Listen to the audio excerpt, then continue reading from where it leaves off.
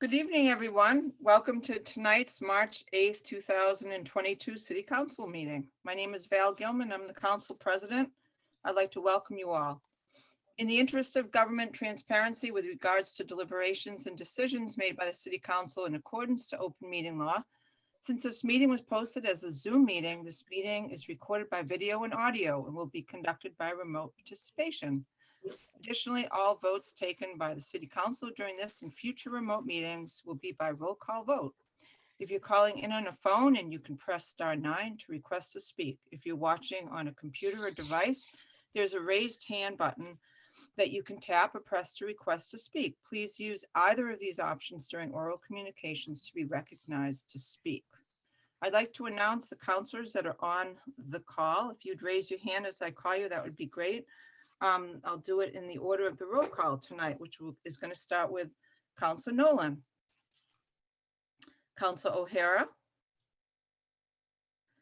Councilor O'Neill. Tracy is here. Tracy, do you have your video? Councilor Worthley. Good evening, everybody. Councilor Gross. Hello. Councilor Majota. Hello. And Councilor Memhard.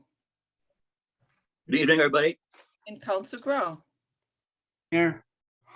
So we have all 9 members of the City Council here tonight. So I'd like to also welcome our mayor, Greg Verga. Welcome. And we have our city clerk, Joanne Sinos. And right now we have 56 participants. We have John Dunn, who is our CFO, calling in tonight, and also Jill Cahill, who is on the phone. Both are having some transmission problems right now, but they're on the phone and listening.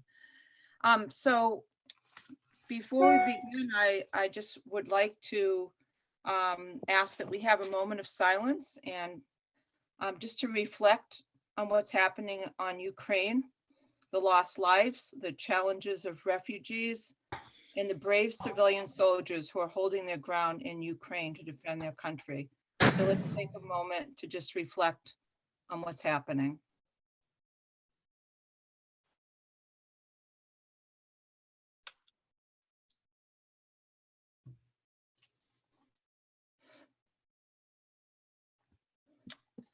Thank you.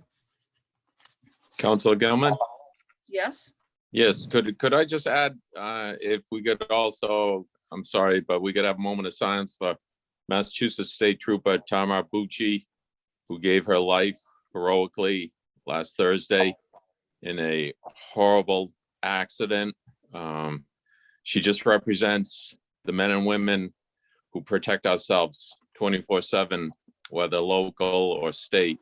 And obviously, we hate to see things like this happen, but they do a wonderful job, and she'll be terribly misused. Young state trooper, just beginning her career. Thank you. Thank you. Moment of silence. Thank you.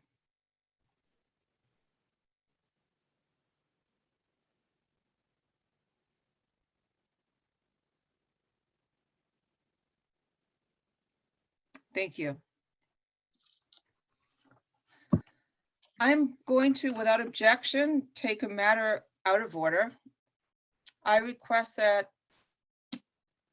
we bring a scheduled public hearing 2021, RZ 2021-003 out of order in accordance with GZO section 1.11.2a, amend GZO sections 2.3.1 residential uses, 3.2 dimensional table, 3.22 dimensional requirement for multifamily dwellings and their accessory uses other than signs, and 3.1.6b building heights in excess of 35 feet.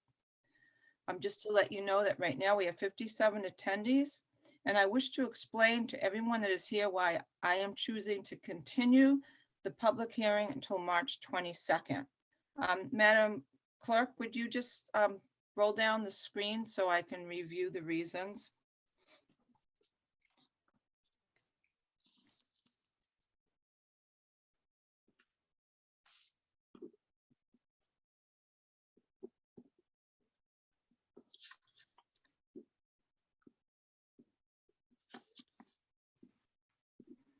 Councilors, are there any other members of city staff that are on the call? Have you seen anyone else?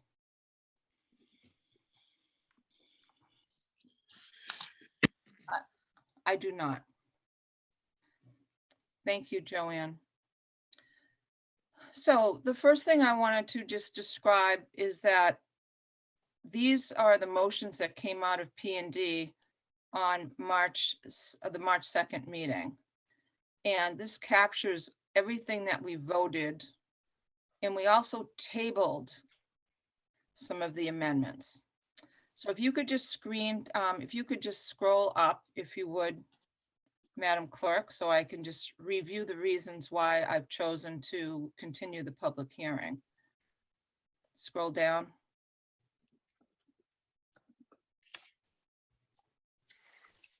Great, here we go. All right, number one, our council rules of procedure, Rule 3, Item C states that the city clerk shall arrange delivery of the agendas and council packets to the city councilors on the Friday preceding the regular council meetings. The 5.5-hour P&D meeting, which occurred on March 2nd, 2022, was a 23-page document. It was huge, and there was a lot of work that was taken to make sure that it was accurate. And it was not delivered electronically to the city councils until 9 a.m. on Monday. So it's in my opinion as the city council president that this wasn't an adequate amount of time for the council and the public to review the detailed discussion and committee recommendations from our March 2nd, 2022 P&D meeting. Second, there was also some procedural confusion voiced by members of the public as to what would be covered at today's public hearing. If you would scroll up, Joanne, that would be great. Questions included, would there be presentations and testimony on all of the 9 proposed amendments, or just the committee recommendations out of the March 2nd, 22 P&D meeting? In addition, several of the 9 proposed zoning amendments were further divided into several independent amendments at P&D. And third, as you will always read in our published public hearing notices, that this particular one was posted November 29th and December 6th, 21, states that the council president reserves a right under the law to reschedule the date for this and any other public hearings at any time, provided that the applicant and the public are notified as quickly as reasonably possible. Since there was no printed Gloucester Daily Times today, and this decision by me was made midday yesterday, the earliest practicable time to announce the continuation was today at the beginning of the meeting. So for those of you who are on the call, the 58 people were planning on speaking, I'm sorry that this is the case, but I believe that we made a good decision. And I just wanted to share the expectations for the March 22nd, 2022 public hearing. Only these committee recommendations will be covered in the presentations by both the applicant and the opposition. In addition, public testimony in support or opposition should be focused on these recommendations. Number 2, the written communications submitted to Joanne Sinos, our city clerk, at jsinos@gloucester-ma.gov and circulated to city council will be cut off at the close of business on Thursday, March 17th, 2022. This is consistent with the city council rules of procedures for public hearings. If you have already submitted letters in support or opposition, you only need to resubmit written communications if you have new comments specific to these new amendments or the approved amendments, the voted amendments, I'm sorry. And finally, the tabled amendments from our March 2nd, 2022 P&D meeting will return to P&D at our April 6, 2022 meeting. And these amendments will be re-advertised in the Gloucester Daily with a public hearing date of April 26, 2022. So at this point, I'd like to open up the public hearing and continue it until March 22, 2022. Thank you. Next order of business, Madam Clerk. Next order of business is oral communications. The public shall have the opportunity at every regularly scheduled meeting to be heard under oral communications on matters not appearing on the agenda. Oral communications shall allow any resident who has a request or complaint of any nature relative to city business to appear before the council, state their problem without debate, and the matter shall be referred to the proper agency through the office of the mayor. The resident will be notified within a 2-week period relative to the disposition of same, and a copy shall be forwarded to the city council. Persons speaking under oral communications shall be limited to 3 minutes each. The council president shall not allow complaints as to individual performance. And tonight, as a timekeeper, we have the first person on the agenda, on the roll call, which is Councilor Nolan. So if you wouldn't mind doing that and just at 3 minutes, give us a signal, that would be great.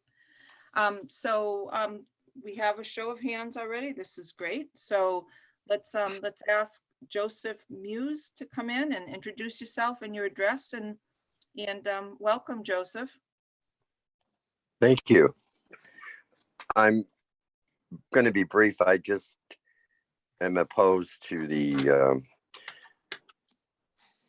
and I guess you're not voting on it. So I'm Right, opposed so to the, we're continuing the public hearing on the amendments until 2 weeks from now. So we hope that you'll be able to return in 2 weeks. and I also have one other item in terms of potholes. Okay, There's one on Union Hill that is very dangerous, and I hit it, and I just had my car aligned about 4 months ago. So it would be wonderful if somebody could fix it or fill it, or I don't know. thank you.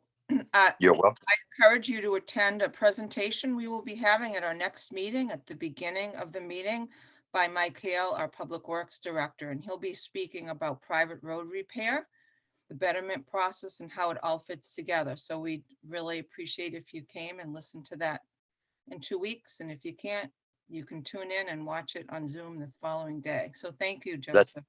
That's on private roads. Yes, it is.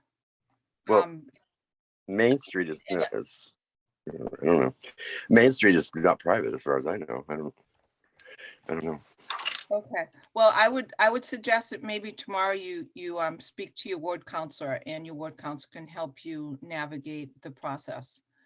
Okay, thank you very much. All right, thank you for being here. Appreciate it. Next hand that's raised is Steve Aiello. Hi, Steve. Introduce yourself and your name. I mean, your name is Steve and your address, please. Thank you. Hi, good evening. Can you hear me? Can you be a little bit louder? Sure. How's this? Is this better? A little bit better. Thank you. Okay. Stephen Aiello, 22 Linden Road. First of all, I want to thank you all for volunteering your time for what arguably can be a very, very thankless job. It's a big commitment, and you have to make a lot of sacrifices, as you are all well aware. It's been quite some time since, I believe it's been quite some time since the mayor and the city council and the school committee salaries have been addressed. So at this time, I'd like to request of the administration a survey done by the Human Resources Department of similar sized cities in regards to the salaries of the mayor, the city council, and the school committee members. And if that could be done and done prior to, rather quickly, because I believe, I'm not positive, but I think the city charter says any raises have to be approved 18 months before the next term begins. So again, at this time, I'd just like to request of the administration that they do a survey, studying that, and then make recommendations back to the city council. Thank you, Steve. Okay, thank you. Have a good night. You too. June Roberts has her hand raised. June, would you introduce yourself and your address, please? You're muted. Oh,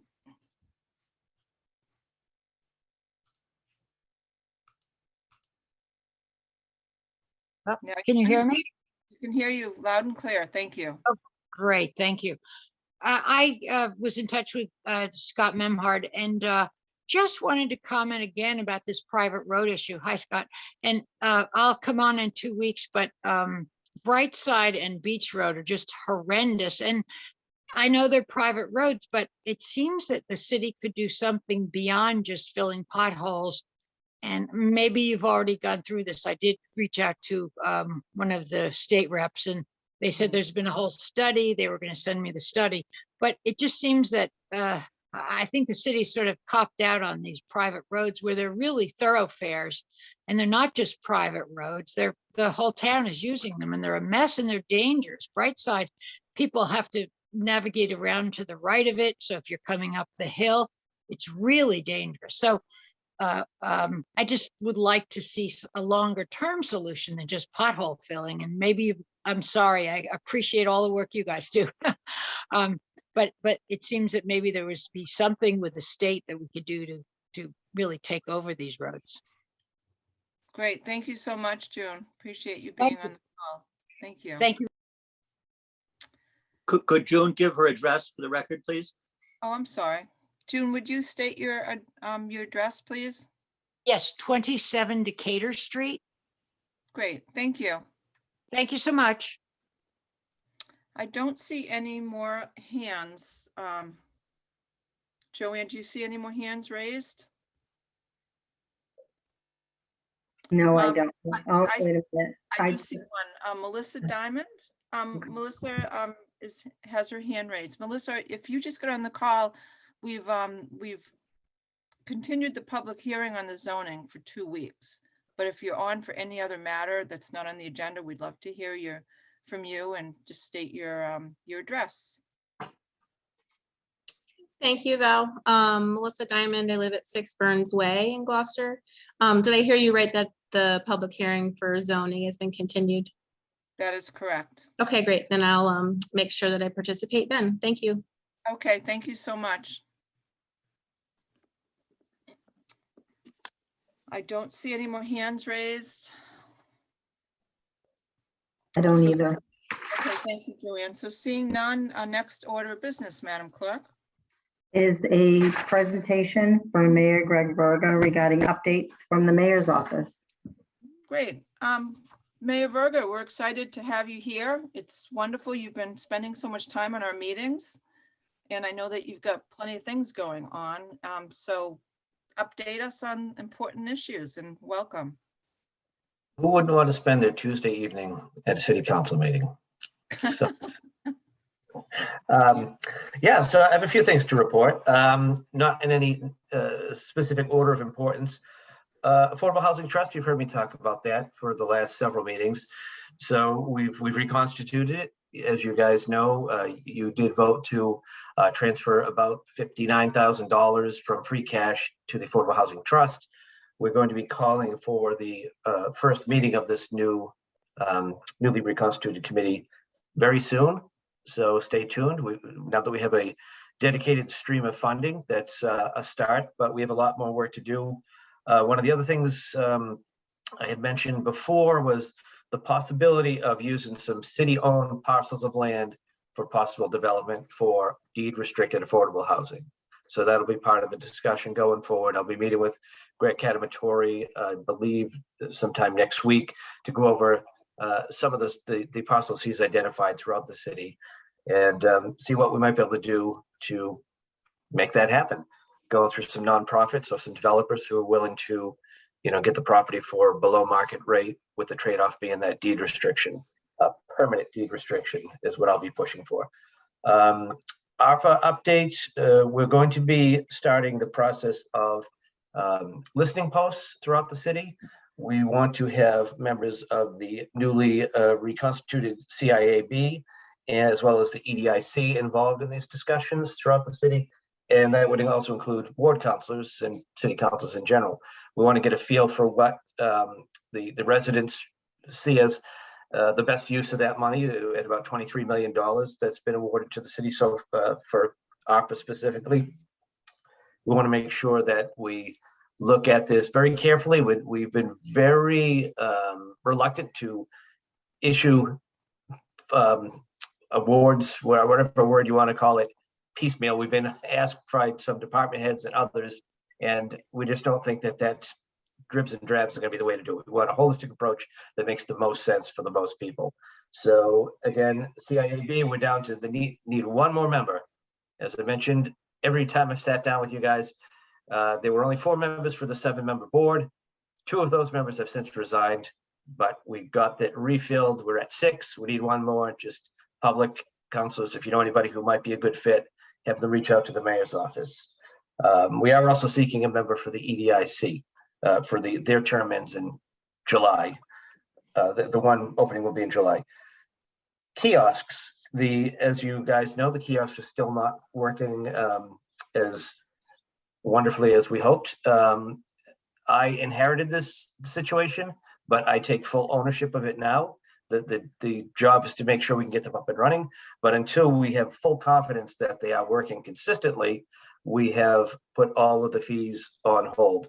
If you go to the kiosk now and you hit the button to activate it, a message will pop up saying something to that effect. I don't know the exact wording, but something that no fees at the moment.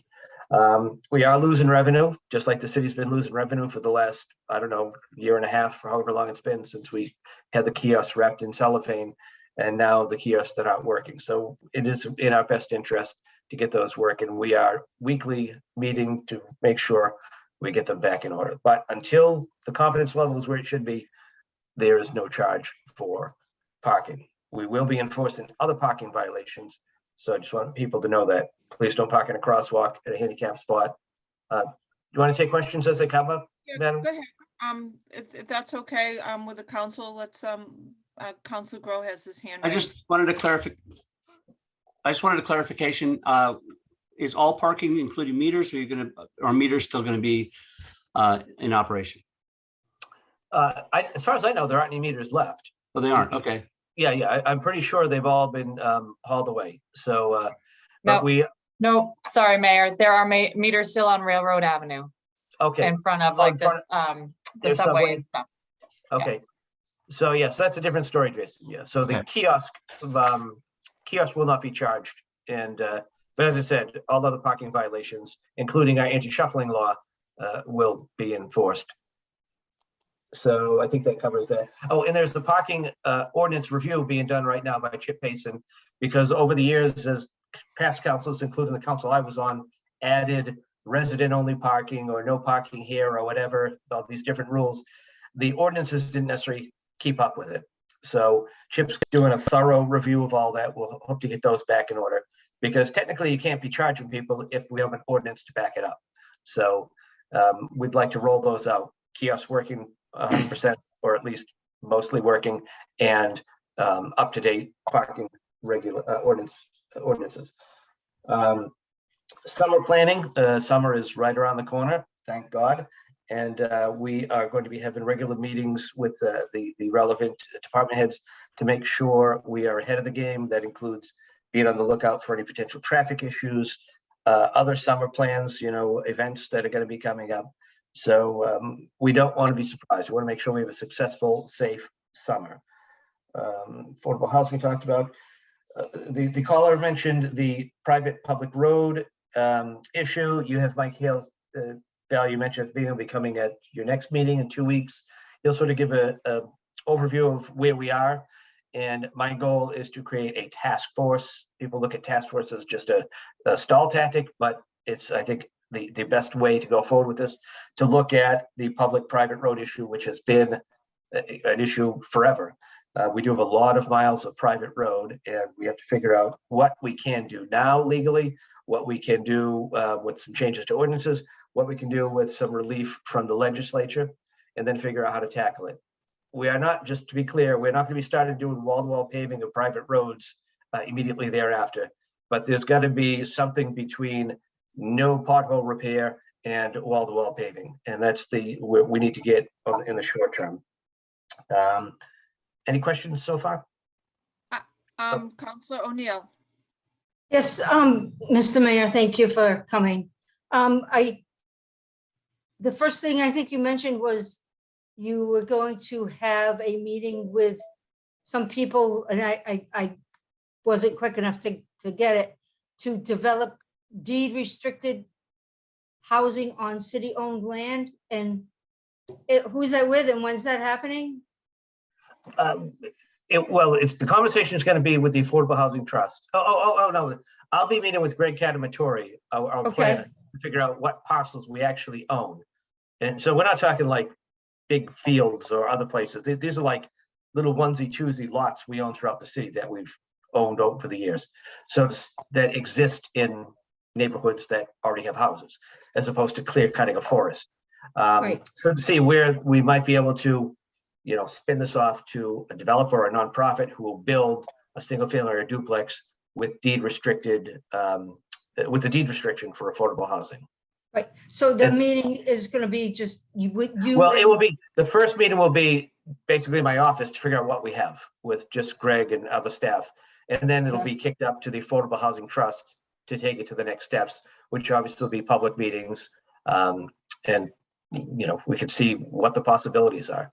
But we can't attack the affordable housing issue if we don't attack the affordable housing issue.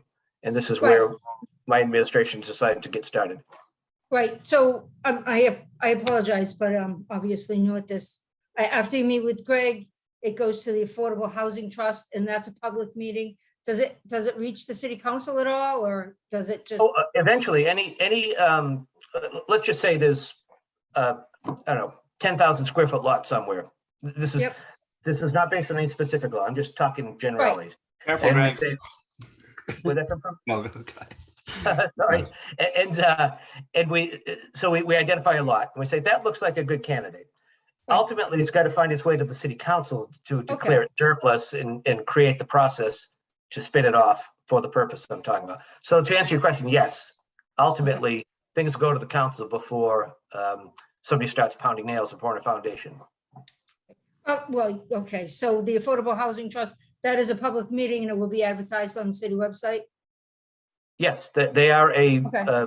longstanding commission board of the city council of the Okay. city. Okay, thank you very much. I saw some other hands go up. Jeff Wardley. Yes, thank you, Madam Chair. Thank you, Mayor Verga, for gracing us with your presence tonight. You mentioned that there are two committees that need some more people on them, and I see we have 52 people in attendance. You use some initials. I'm a big fan of being clearer that the CIAB is a capital improvement advisory board, which we depend on and you depend on for hundreds of millions of dollars of capital improvement projects, and the EDIC being the Economic Development and Industrial Corporation. Just to make sure, one, I got those right, and two, that you're still looking for people to fill those positions. Right, we have one current vacancy on CIAB. We just refilled it with 4 or 5 new members. And we have one position that will be available in July. I think it might be July 1. Their terms run differently on EDIC than the other boards. One member has already indicated she doesn't want to be reappointed. So there is, and if we find someone beforehand, so don't wait till July, she said she'd step aside if we found a good candidate. So EDIC, 1 member, and CIAB, 1 member. We're not waiting for that 7th member for CIAB though to get them up and running. I don't know if I mentioned that, but they're also going to have their first meeting, which has been scheduled, Jill, the 17th, I think. Both the Affordable Housing Trust and the Capital Improvements Advisory Board will be meeting the last week in March. Okay. Public meetings, they'll be on Zoom. All right. Was that it, Jeff? Okay. Great. Councilor Grow. You're muted. We prefer it that way. Most people do, as a matter of fact. Thank you very much for that. Thank you for bringing up the roads. I was going to bring this up during the budget discussion on transferring the funds to the DPW, but I'll bring it up now to you to ask that task force to spend some time identifying those private roads that are effectively thoroughfares for various wards, because I think, as Ms. Roberts points out, and I think I've said this before, that the roads that are most heavily traveled that are private roads ought to receive some attention from the city. I understand about the full paving of all private roads. I get it. I'm on board, but there are roads that are effectively public thoroughfares that are heavily damaged and receive far more traffic that the residents have no control over. And I think we have an obligation to be somewhat partially responsible for that solution. So I'd ask the task force to find those roads to. No, I agree with you, Jason, that I think there's a distinction between in my opinion, a private road that's got 5 houses in the middle of the woods and a private road that's driven every day by quite a few people. Yeah. Thank you. I appreciate that. Interestingly enough, when Mayor Verga was running for mayor, I did some back kind of historical looks to what had been going on in P&D. And during his tenure, his last time on the council, they were actually talking about converting some of the private roads to public. And there are several minutes that really discuss how close we got to adding some of those roads that we're talking about to public roads. So to kind of add to that, Mayor Verga, my request 3 or 4 weeks ago to the mayor included hearing from Mike what the process is of converting private roads to public, which is part of the conversation that needs to be in this session, not just private road repair. So if we could make sure that, and I know Jill's on the call as well, so if we can just make sure he also covers that, that's an important part of the equation. So, but Yes. Thank you for doing that. And the task force is a great idea. We'll look forward Right. to Mike's presentation. He did that last to the counselors and back in, I think it was 2018. And we actually have the minutes of that meeting on the Public Works website. If you look under private road repairs, you can actually see the thoroughness that Mike explained to us how everything works. But anyway, we hope members of the public attend. Thank you. Anything else, Mayor? This is great to have you here. I have a couple more items, but I see 2 hands up. I don't know if this. So hands up on like city councilors? Yes. Screaming. Councilor O'Hara, Councilor O'Hara, hand is up. Thank you. Mayor, first I wanna sincerely thank you for coming before the council, accepting to take questions. That's very honorable of you. I just, and I respect you've inherited a lot of projects within the city. Dealing with the kiosks, is it possible that we look at possibly purchasing some quote bags similar to what Rockport has? Because I'm sure obviously right now we have a problem, and I'm sure there'll be subsequent problems during the tenure of these kiosks that, as we know, our constituents are frustrated. They go up to the kiosks, they don't realize they waste a lot of valuable time going to the kiosks, trying to figure out that they're not working. They obviously don't want to get a ticket. They want to do the right thing. But if we put a formal bag over it, I think that would be a good indicator that that kiosk is not functional. So just an idea, not looking for an answer, but I thank you for taking the time to field questions. I can address that real quickly. I think it would be a good idea to have a few bags on hand. I don't think we need to buy 70 of them, but so that's the number of kiosks we have. But we've realized, a little research Jill did and others in the administration, we do have that opportunity and the ability to add messages to the screen on each kiosk. So if there's a case where the screen's not working, we can put a bag over that. But if it's a simple message, this one's out of order, go to the next one, I think that would suffice for now, instead of having somebody going around adding bags on and off 70 machines. But we'll see what we can do about having a handful on hand, so we're not putting garbage bags over them like we had for the last 6 months of 2021. And I don't know if Jill has her hand up by mistake or if I'm seeing it on the screen. Counselor or Madam President, I wanted to address Counselor O'Neill's question on process whenever you guys are ready. Just for some clarity on that. You're welcome to comment. I like the flexibility of this conversation. So Go ahead. Sure, and I apologize. I do not know what's going on with my camera. It apparently started I think at BNF last week. So Councilor O'Neill, I just want to be clear on the disposition of land for the possibility of affordable housing. This is one of several strategies, including these zoning amendments that are before you guys that get to affordable housing. The mayor was very clear in his campaign, and I take it to heart, where the solution to the housing crisis is not one-sided. It's going to take efforts in many directions. And specific to this concept of the use of city land for the potential of building deed restricted affordable housing, there are several steps involved in that. The first step is this internal meeting with Greg Kadamatori. There'll also be John Dunn and Mike Hale involved in that, also with consultation from Mac Shank, with the understanding that depending on how the property was received by the city or taken by the city determines how we are allowed to dispose of it. There's also an internal committee within the city called the Land Disposition Committee, to which the Community Development Director is the chair. Those are not public meetings, those are internal meetings. They make recommendations to the mayor about the disposition of land, and that would have to go, any decisions or recommendations would go first before them. The mayor makes the final decision, and then that decision comes before City Council and P&D. As Community Development Director, I sat in front of many P&D meetings related to this. Any person in the community is also welcome to petition the city for the disposition of land. City clerk can talk you through that process as well. So there's the disposition of land piece.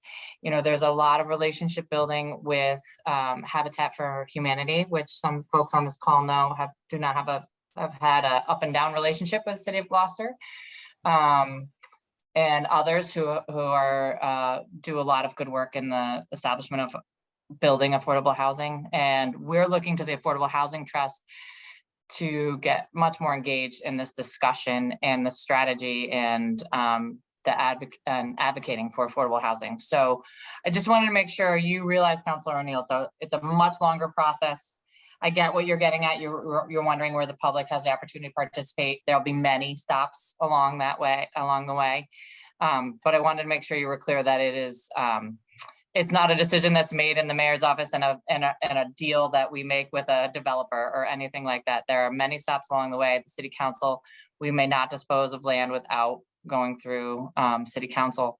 So many stops along the way. Happy to, if you want to have a meeting and go through the process more thoroughly. But this first meeting is really just to see what are we looking at? What would and each parcel has a different process. So just want to make sure you were clear on that. So Great. Thank happy you to help. very much. Thank you. Appreciate Thank you it. very much. Councilor Memard has his hand up. Yes? Yes, thank you. Mayor Verga, I just wanted to make one minor clarification on a comment you made about transferring, which we'll be voting on later tonight, the approval of, but transferring $50,000 from our general fund into the Affordable Housing Trust. To be clear, that's actually revenue that the city has received through a impact fee that was implemented, approved by the City Council and on the recommendation of Councilor Cox last year. And this is now an impact fee from short-term rentals, Airbnbs, which the state manages and deposits into our general fund for us on a regular basis throughout the year. So this is an income stream from short-term rentals that has been dedicated and directed towards our Affordable Housing Trust funding. Yeah, thank you for the clarification. I believe I mentioned that last time we met, that this was a dedicated, that was the intended target for that tax, was to go to the Affordable Housing Trust. It hasn't been fulfilled as of yet. So this is the first time we're actually fulfilling the promise of directing that money into the trust. You know, 58,000 and some change, not a lot of units we're going to buy with that, but it is a start, and it is just the beginning. I do have a couple more items. I'll be try not to bore you guys to death. I met with, is a bit of good news, and thinking of summer, I met with representatives from the Fiesta Committee today. So as you guys know, they have gone through, they've got all their permitting, and they plan on going ahead. God forbid any things happens in the world of COVID, But after a 2-year hiatus, Fiesta will be back this year. I also met with the Gloucester 400 committee. They've got some plans underway, and the fundraising is going to be restarted very soon. One thing they asked is that we try to do some promotion. If you think of it, if you have a Gloucester related post, always put hashtag Gloucester 400 just to help spread the word a little bit. So stay tuned. A lot of exciting things with them. Something very exciting coming up. A fundraiser with a high profile guest speaker, and I was sworn to secrecy. So stay tuned on that one. And finally, I saved the best for last.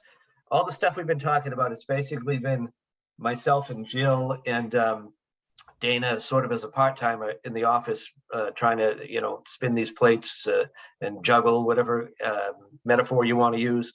We are now at the point where we are fully staffed. We have made extended offers and had them accepted for both our executive secretary and our director of communications and constituent services. So Pam Toby, some of you guys, if not all of you, are aware of, from the CPC, has accepted the job. She's been working with the state treasurer, Deb Goldberg, since she took office 7 or 8 years ago. So she'll be joining us in about 2 weeks. And Melissa Gillis, who up until tomorrow was working with the HR department. So sorry to the HR department that we poached one of your good employees, but that's just what we did. And so we're going to be back in business. And please stop by the office because we did some rearranging. The main entrance is now what was Krista Garanz's office, is our lobby. So that's all I have for info updates. If there are any final questions, I'm happy to answer them. I just have a closing comment. It was really nice to have this casual conversation with a little bit of back and forth. It's something that I think we all value, and it's really wonderful that you're here and having this type of frank conversations about important issues to all of us. So thank you very much. You're always welcome, Mayor Verga. Great, thank you. It didn't come out like a when the Prime Minister speaks before Parliament, when it gets a little testy. So it was a Give it time, Greg. Give it time. Jason's got the English connection. He knows. Okay. Order. Thank you. Gilman, Frank Majorda, Council Majorda has his hand up. Oh, go ahead, Frank. I'm sorry. Councilor. No worries. No worries. One quick question. With the recent power outage that Ward 2 and Ward 3 had, I guess my question is, what are the steps, or who do I contact to find out exactly, if residents are calling me, like what answer can I give them? Do I contact, we can sidebar this, but like, do I contact you, Mayor Verga? I just want to make sure I'm able to give the people the right answers when they're calling me at 9 or 10 o'clock at night when the power's out. One thing I learned from my very first day in office when we had the big power failure is that they should go to ngrid.com, or is it NatGrid? Jill, can you confirm NGrid? I think it's NatGrid. It's NGrid, ngrid.com. And because if they were, it saves a step. Instead of them calling you or calling my office to, let us know there's a power outage, it slows things down. So instead of us going to National Grid and I say, I got 5 outages, if they've got 5 people logging on, that helps them build the profile of where the issues are. So that would be my first piece of advice, is have them contact National Grid first. And then it doesn't hurt to call our office because, we'll give a little nudge too. But obviously if it's after hours or a weekend or something, the first stop should be National Grid. Just a little aside, if I may, Council President. So it's an algorithm, right? So the more people who log into NGrid and file and say they're out, the more attention it gets. Also, one of the things that Ryan Knowles, our IT director, has found, because obviously it's very important to him, what happens with the power, is that oftentimes we get notifications, which you'll see we always share on our city Facebook page, but oftentimes the NGrid website will be updated before we get notified as city officials. So it really is the most up to date. The only times that we have kind of specific access to them is in a huge storm where they activate what they call community liaisons and things like that. So, you know, a major storm, they elevate our access to them, but in general, it's really important that the residents interact with the NGrid website, because that's the algorithm that sets their response teams off. Yeah. Councilor Majota, that's a great question. Where we have 5 new counselors, just to let you know what I've always done. I've always sent out before a storm's going to happen that number.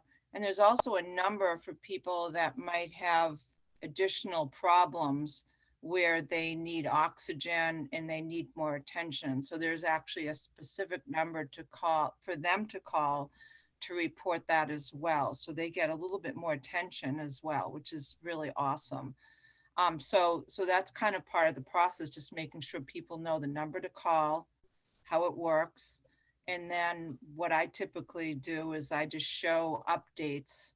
We had a power outage 2 years ago that lasted 4.5 days here in Ward 4. And every day there was some more work that was being done, but we just kept showing the screen that showed the little worker and where they were stationed, and that was really helpful. But I know in your case, this was not related to a storm. I was in City Hall when the lights went out last week on the Dogtown Advisory Preservation Committee call, and I was in the small conference room, and I got to tell you, it was pretty scary.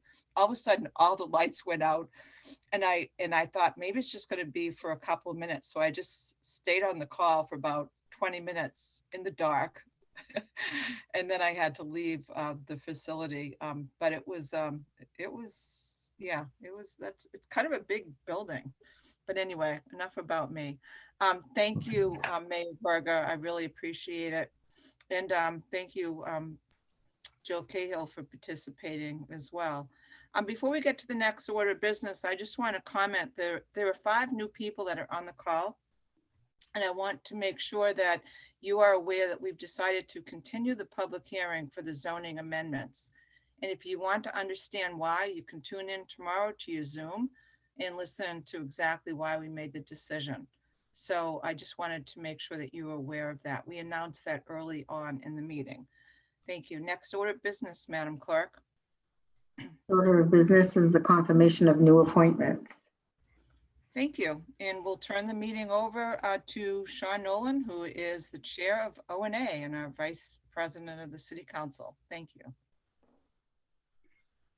Thank you, Madam President. So first up, we have for the Board of Health, we have Kelly Highland. Kelly, are you available? Yes, I'm here. How are you doing tonight? You just want to give us a little quick description of yourself and why you want to be on the Board of Health to the rest of the council? That'd be excellent. Sure. So I was a public health nurse for the city of Gloucester for 6 years up until July of 2021. So I'm very familiar with the role and responsibilities of a Board of Health. I currently work for North Shore Community Health Center as the community programs and immunization nurse manager. So I'm still very much involved in Gloucester in doing health promotion, education, outreach, especially for our most vulnerable populations. So I am very passionate about public health still and grateful for the opportunity to serve the community again in another capacity. Excellent. Thank you, Kelly. Is there any questions or comments from the council on this? Councilor Gilman. I just want to state that Kelly is a phenomenal nurse with a great reputation, and I'm just delighted to see that Mayor Verga has recruited a person that has that background, and I'm really excited that you're in the process of being appointed. So thank you. Thank you, Val. Is there any other councilors that would like to comment or have any questions? Councilor Memhard. I'd just like to echo Councilor Gilman's comments. Kelly, thank you so much for your past service to the city. You've been through a traumatic experience with us through COVID, and we appreciate your guidance and support and help. And it's just wonderful that you're going to be back on the Board of Health, but in a different capacity. And I can only imagine that everybody else in that department and on that committee will be thrilled to have your participation, support, and involvement again. So thank you, thank you. Yes, thank you. Thank you, Councilman Memhard. Anybody else would like to make any comments or questions? All right, hearing none, I'll read. Sean, could I? Of course you can. I'm sorry, I Yeah, didn't see thanks. your hand raised. No, I didn't raise it. I'm sorry. I just, first of all, I'm so happy that when I contacted Kelly to see if she was interested, I thought it was a long shot, and I was overjoyed when she said yes. I was committed to putting a nurse on the Board of Health, and we sort of got the double bonus here with a nurse who's a public health nurse who worked through COVID, who really knows what's going on, and could hit the ground running. In fact, she hit the ground running Thursday because she sat in on her first Board of Health meeting under her temporary appointment. And it's a good thing she was there because they didn't have a quorum without her. So it was, I watched the meeting and I was very pleased. And I think she's going to be a good fit. And the other board members certainly seem to be pleased with her as well. So thank you so much, Kelly. Thank you, Mayor. Thank you, Mayor Verga. So that being said, I'll read the motion. On a motion by Councilor O'Hara, seconded by Councilor Majota, the Ordinance Administration Committee voted by roll call, 3 in favor, 0 opposed, to recommend the City Council appoint Kelly Hillen, fulfilling the unexpired term, to the Board of Health, term to expire February 14th, 2023, and I so move. Second.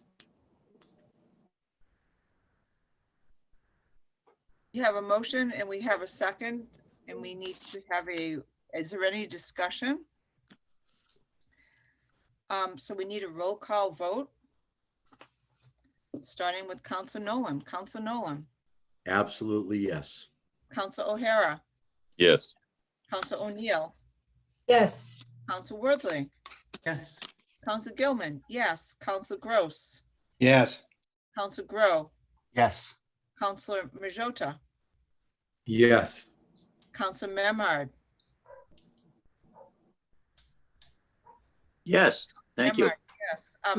Yeses have it, 9 in favor, 0 opposed. Welcome. Thank you, Kelly. Thank you so much. Have a good night. Thank you. Continue, Councilor Nolan. Thank you. All right, so next on the agenda is the board that we spoke about, that Mayor Verga spoke about, the Capital Improvement Advisory Committee, and with Joe McKechnie, and I'm really excited about this appointment. Joe, how are you doing tonight?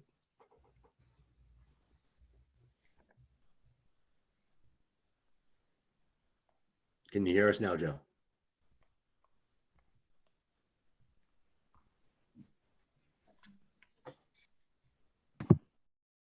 He was on the call and I allowed him to speak, but I don't see him. I see him, I just can't hear him. Joseph, are you there?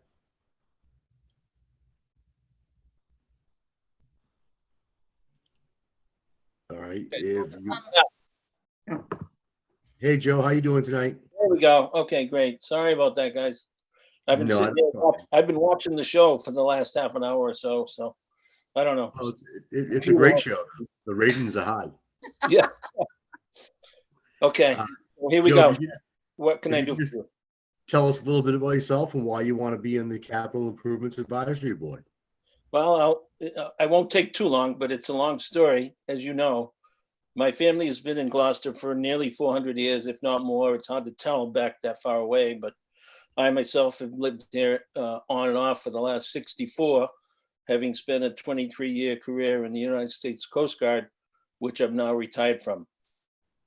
Following the Coast Guard career, I did 10 years with a major international liquefied natural gas company, managing 19 LNG carriers worldwide on a budgetary compliance basis, managing their budgets, managing their safety and security. And I don't know, enough of that. Then a stint in London, and then again another one in Paris, and decided to leave that after 10 years. That was enough. That'd do anybody in. Following that, I had my own consultancy business for the last 10 years, but now I've pulled that shingle down and I'm fully retired. And I feel as though I have the time and expertise to assist in the CIAB. So here I am. Well, excellent. We actually really appreciate your time and your knowledge. Is there any questions from any counselors tonight or comments for Joe?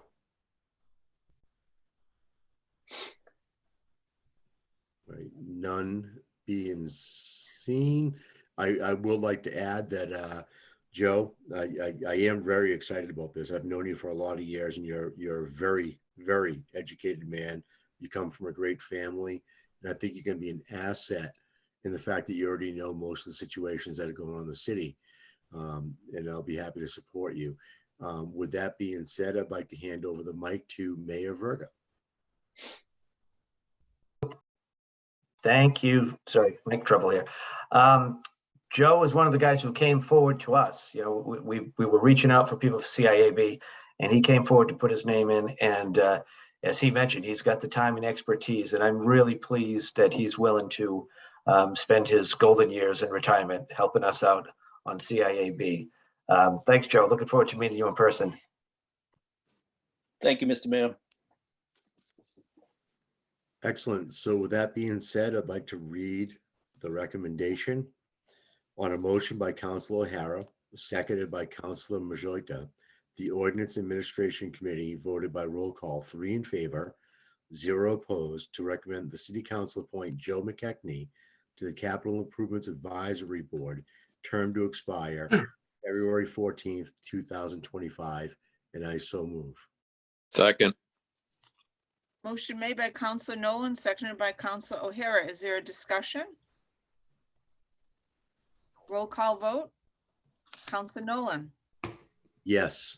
Councilor O'Hara, Yes. Councilor O'Neill, Yes. Councilor Worthley, Yes. Councilor Gilman, yes. Councilor Gross, Yes. Councilor Grow, Yes. Councilor Majota, Yes. Councilor Memard,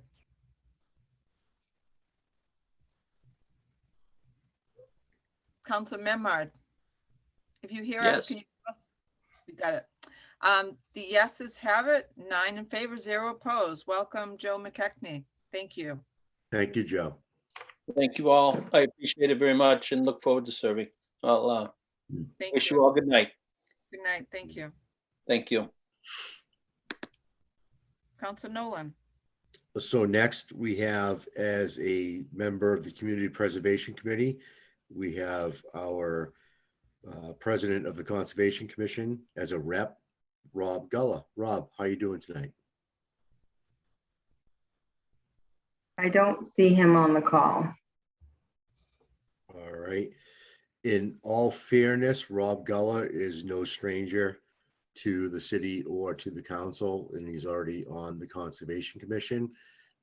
If there's no objections from the council, I would not mind reading him into his position as he was at ONA.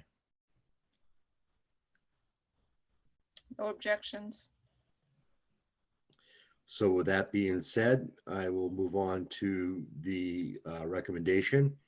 On a motion by Councilor O'Hara, seconded by Councilor Majota, and the Ordinance and Administration Committee voted by roll call 3 in favor, 0 opposed, to recommend the City Council appoint Robert Geller, Conservation Commission rep, to the Community Preservation Committee, term to expire February 14th, 2025, and I so move.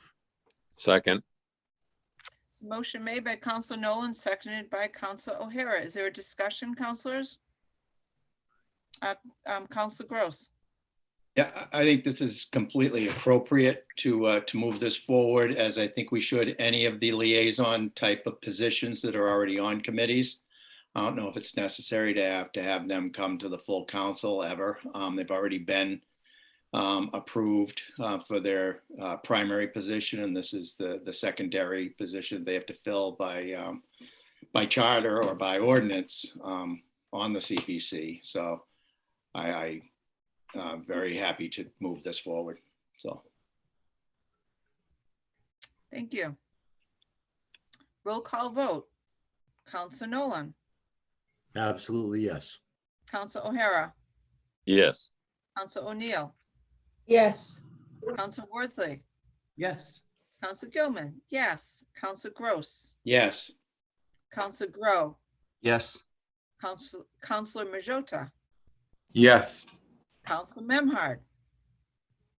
Yes, and thank you, Rob, for your service. The yeses have it, 9 in favor, 0 opposed. Thank you, Rob. Continue, Counselor Nolan. Thank you. So next we have on the Fisheries Commission, some new blood. Michael Goodwin. Michael, are you on tonight? I don't see him on.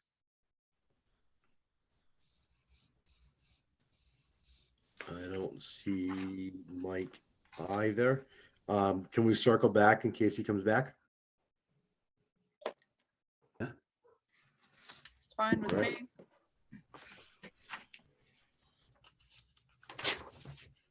All right, so next up, we have James Gelotti, who would be filling in the ZBA as an alternate to full member. James, you with us tonight?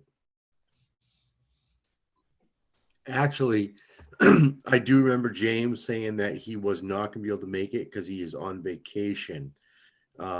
He did speak at O&A. I know James, and he's been an alternate member on the ZBA, and he's being made to a full member and said he wouldn't be available tonight. This one, again, without exception with the council, I wouldn't mind reading the motion for James to go to the ZBA.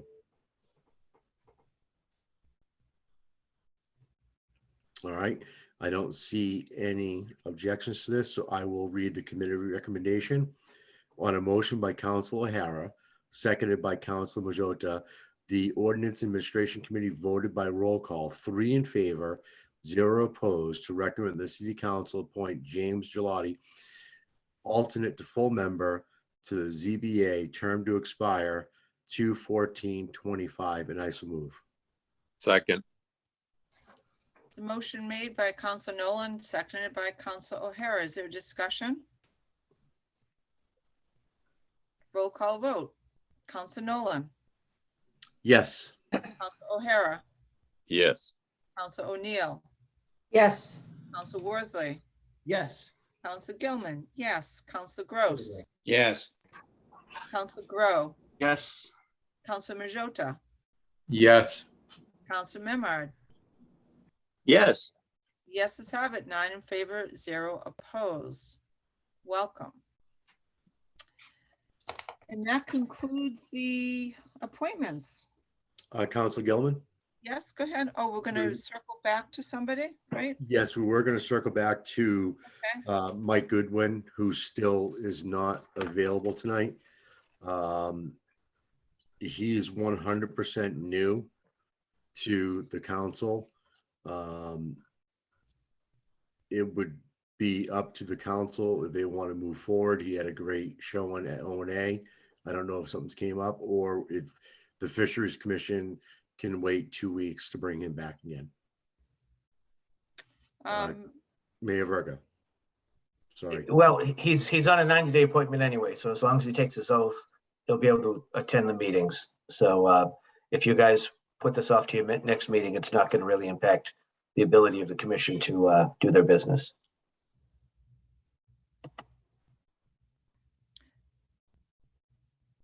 So I'm in favor of holding on his final appointment, understanding that he has 90 days where he can serve and fulfill a quorum if needed on the Fisheries Committee. That's my opinion. Anyone else have an objection to that? Okay, seeing none, we'll hold on him until the next meeting. If that's okay with you, Councilor Nolan. 100%. I'm sure Mike will be there. Something must come up tonight. Great. So before we move on, oh, go ahead, Mayor Verga. I'm just going to let you guys know I'm going to sign off. My work here is done. I'll leave you in the capable hands of Joe Cahill unless there's any questions, comments for me. Thank you, Mayor Verga. Yeah, thank you very Thank much. you, Mayor. Good night, guys. Thank you, Mayor. So I just want to comment before we go to the next order of business that there are 4 new folks on the call. I just wanted to mention to you that we have continued the public hearing on the zoning amendments. And if you zoom in tomorrow morning, you can see the reasons why we continued it. So thank you for those who are new. Next order of business, Madam Clerk. The next order of business is the consent agenda. Councilors, are there any members of the City Council that would like to pull any matter off the consent agenda? Councilor Grow. I would like to pull the mayor's report of March 3rd off. Okay, thank you. Anyone else? Okay, Councilor Grow, do you want to define what you would like to? Yeah, I would be happy to. I'm only doing this for the issue of timeliness, that the mayor's report came out March 3rd, with one of the categories being the COVID-19 vaccine clinics that are being offered by the health department at the various schools, and half of them now are over. So I just wanted to bring people's attention that there are several, there's 4 more vaccine clinics, one at Gloucester High School on the 11th of March, one at Plum Cove on the 17th of March, one at O'Malley Middle School on the 18th of March, and one at East Gloucester on the 21st of March. So if anybody still needs to get vaccinated, that's where you need to do it. Thank you, So Councilor. that's all I wanted to do. So we'll put that back on the consent agenda with that explanation. Thank you. So I've got 2 matters that I'd like to remove from the consent agenda. The first is I'd like to approve, or I would like to remove the possible City Council response to the MBTA community for council vote. And I just want to explain what that is. So tomorrow night, we're going to have an opportunity to have a joint meeting with the planning board. And I've put that as an option for council vote in 2 weeks at our next meeting. If in fact, we as a council wish to come up with any comments that we would like to share with the state. They've asked for comments from the public or elected officials, just in general on the legislative guidelines. And so what I thought we could do is if you wanted to share something that you'd like us to discuss in 2 weeks, I would just ask that you share them with Joanne Sinos, and she'll keep a track of the comments. And then in 2 weeks, we'll have an opportunity to decide if we want to do a joint statement. And if that's not the case, any counselor is always able to do something on their own, but it's always important, particularly for the new counselors, that you mention that you're speaking for yourself and not on behalf of the council if we opt not to put in a joint letter of with comments on the guidelines. So I just thought that would be helpful just to have as a placeholder. So I'd like to put that back on the consent agenda now that I've explained it. And then there's a matter that I need to take off the consent agenda also that is a little bit more detailed. I'd like to remove the P&D minutes of March 2nd, 2022 from the standing committee. And there are 2 issues that I need to amend. And here we go. I wrote them down and I marked them in my minutes. At the bottom of page 14 of 22, under proposed amendment number 2, I'd like to correct an error in our motion by deleting "to the City Council" to and inserting P&D Committee. At the top of page 18 of 22, proposed amendment number 5, correct an error in our motion by deleting "to the City Council" to and inserting P&D Committee. And I so move. Second. Second. Have a motion and a second. So let me explain what I did. I was making these motions, and these motions that we table remain in P and D. And the wording on our motion was to refer to city council, and that was an error. And new councilors, we have an opportunity to amend our minutes. That's why we approve them in public after our meeting. And so that's what I'm doing right now. So there's a motion and there's a second. Is there any discussion on this? Jason? Just to clarify that the full intention was to keep these amendments in P and D for further discussion following the meeting with the city and the planning board tomorrow night on the MBTA communities. So we never meant for it to come back to the full city council at this point. Great. We will thank be you. taking these up again, I believe in April. I think that's beginning of April is our intention to bring it back to the P and D committee on April 6th, I believe. Great, thank you. So let's do a roll call vote on that. Council Nolan, Yes. Council O'Hara, Yes. Council O'Neill, Yes. Council Worthley, Yes. Council Gilman, yes, Council Gross, Yes. Council Grow, Yes. Council Majota, Yes. Council Memhard. Yes. Thank you. Yes, have it, 9 in favor, 0 opposed. Thank you. And now we're going to go back to the consent agenda. Is there a motion to approve the consent agenda? Just Go ahead, Council Gross. on your conversation, well, we can make the motion and then I'll talk about it after the emotion. Okay. Is there a motion to approve the consent agenda? So moved. Move. Seconded by Council Memard. Second. Yeah. Is there a discussion? Yes, on the part about the communications to the TOD, I did speak with the Mass Municipal Association, one of their representatives yesterday. It was brief because I had the harbor plan meeting and he called me at about 5:30, so I couldn't. I wonder if we should, if you want me to continue discussing with them and find out what language they are proposing and see if they need cities to sign on to theirs as members. Is that something we want to pursue? Because I know that they have many, many concerns. And they're our association that has the legal departments and things that, you know, that we pay our dues for. So I was just wondering if you want me to pursue I think that. any information that adds value to this conversation is helpful. So that would be awesome. Okay. So we have a motion, we have a second, no further discussion. We have a roll call vote on approving the consent agenda as amended. Actually, there's nothing that we amended.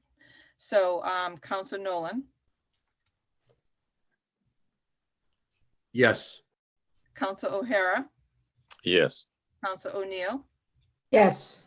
Council Worthley, Yes. Council Gilman, yes, Council Gross, Yes. Council Grow, Yes. Council Majota, Yes. Council Memard. Yes. 9 in favor, 0 opposed to approve the consent agenda as noted. Thank you. Next order of business, Madam Clerk. Next order of business is the Budget and Finance Standing Committee report of March 3rd. Great, I'll turn control of the meeting over to our Chair of BNF, Councilor Memhard. Thank you. Thank you, Madam President. As we discussed at our prior meeting, rather than presenting to you a consent agenda for budget and finance in the interests of transparency and people being aware of what budget and finance is dealing with and approving and moving on, we will go through the 4 items that we voted on individually for your consideration. The first was a memorandum from the Director of Elder Services, Elise Sinagra, regarding a Title III/B funding provided by the senior care in the amount of $1,467. And if there's any discussion, otherwise I'll make the motion. Continue, thank you. On a motion by myself, seconded by Councillor Worthley, Budget and Finance Committee voted by roll call, 3 in favor, 0 opposed, to recommend the city council accept under Mass General Law 4453A an amendment to a federal grant passed through the Massachusetts Executive Office of Elder Affairs through Senior Care, Inc. for fiscal year 2021, Title 3B Older Americans Act grant in the amount of $1,467. This is a additional supplemental grant for a revised total grant of $11,308. Funds are to be used to supplement the hours and part-time salary of an outreach coordinator worker at the Rose Baker Senior Center. The grant period is from October 1st, 2020 through September 30th, 2021, and there is a minimum 10% local match for this grant, and I so move. Second. This is a motion by Councilor Memard and seconded by Councilor Worthley. Is there discussion? Roll call vote. Councilor Nolan, Yes. Councilor O'Hara, Yes. Councilor O'Neill, Yes. Councilor Worthley, Yes. Councilor Gilman, yes. Councilor Gross, Yes. Councilor Grow, Yes. Councilor Majota, Yes. Councilor Memard. Yes. The yeses have it. 9 in favor, 0 opposed. Continue, Councilor. Thank you. The second item from Budget and Finance for you this evening relates to a memorandum and supplemental appropriation budgetary request 2022 SA 14 from our Chief Financial Officer in the amount of $50,828.06. And this relates to the matter of the revenue generated by the short-term rentals and being moved from the general fund into our Affordable Housing Trust. Are there any questions? Otherwise, I'll proceed with the motion. Councilor, I do have a question. Can you Yes. tell how many short-term rentals have occurred? Did that come up in the conversation? I don't believe in the course of our conversation with Councilor Worthley and Councilor Gross that came up. John Dunn reports, he's our Chief Financial Officer, that this is handled and managed by the state at the state level. So if we want to get some additional data detailing that up, but I would agree that we'll ask for that because I think it's a matter of quite some interest. This is a new revenue stream for us that was implemented a year ago at the suggestion and recommendation of Councilor Melissa Cox, former chair of Budget and Finance. And we were thrilled to proceed with this, but it is managed, thankfully, by the state. We have nothing to do other than receive the funding that they take off the short-term rentals. Great. Councilor Grow?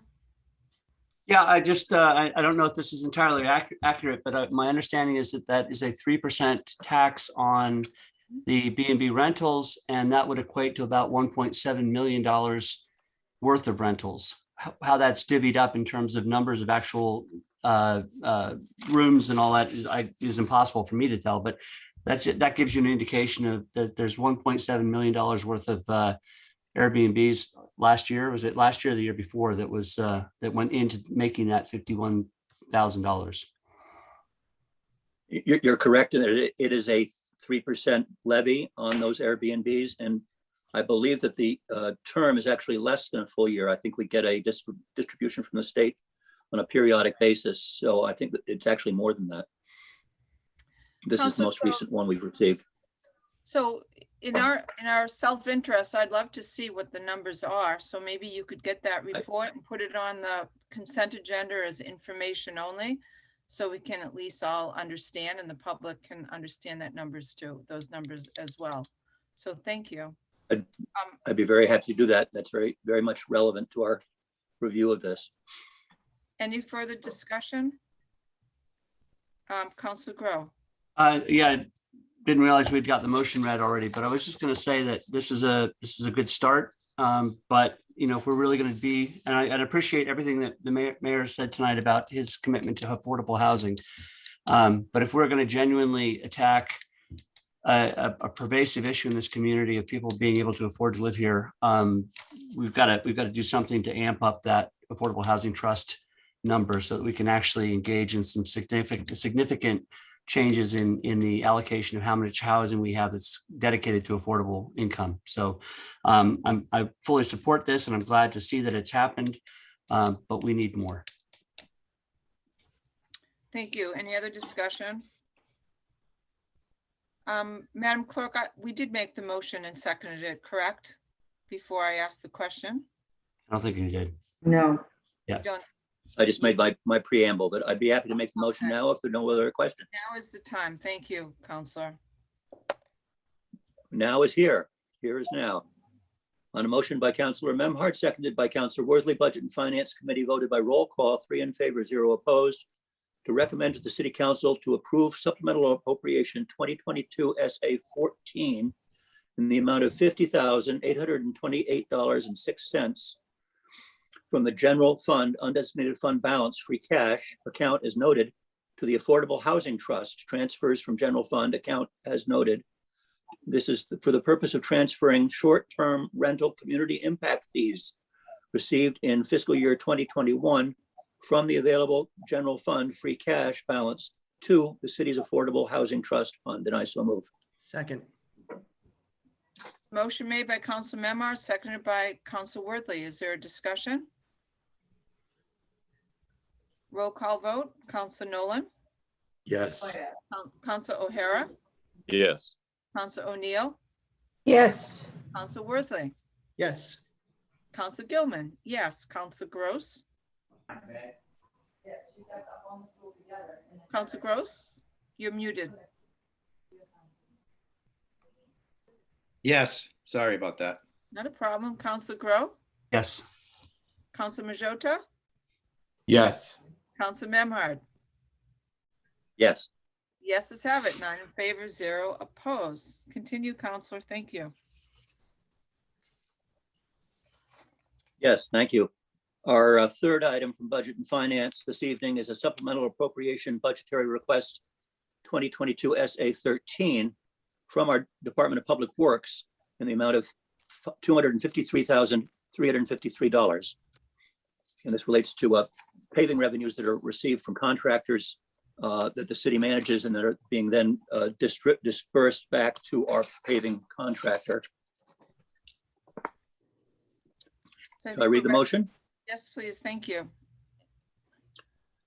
Budget and Finance Committee voted unanimously to recommend that the City Council approve supplemental appropriation 2022 SA 13 in the amount of $253,353 from DPW Highway Force receipts reserved for appropriation fund account as noted to the DPW Public Services Repair and Maintenance Paving account as noted for various paving projects and road surface repairs throughout the city. And I so move.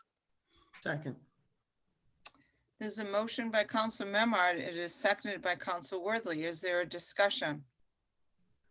I would just explain again, DPW Director Mike Hale made a clear presentation to the committee explaining how these are funds that are collected from various contractors doing work in the city, primarily Grid, but other general contractors like Windover. He had a list of a number of them.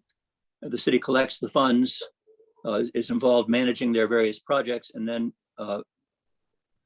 pays the city's pavings contractor, in this case, Nocella Paving, from those receipts. Any other questions for Council Memard? Council, I have a question. That particular line item in the budget for R&M paving was $60,000 for this past year. So is that money getting added to that right now? Is that basically what is occurring, or how is I believe it says it.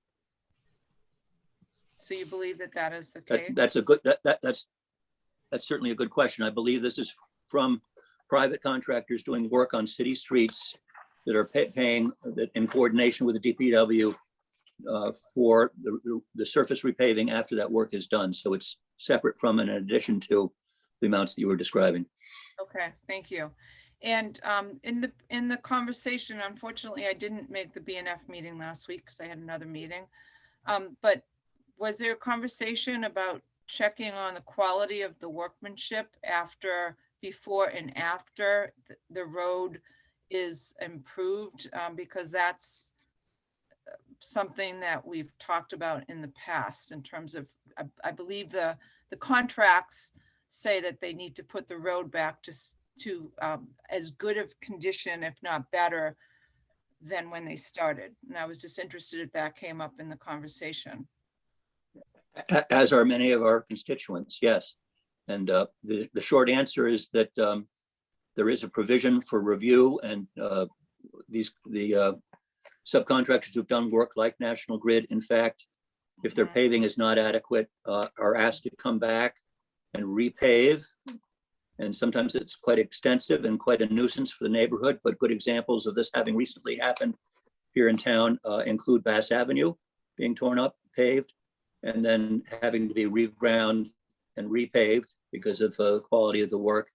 And I believe that our favorite disruption in town, Washington Street, up to the Rotary from downtown, is again slated for a repaving because of a poor job that was done. Basically, it's when the trenches sink and it needs to be repaved. But those are included, and that's part of the process. Great, thank you. That's helpful. Councilor Gross.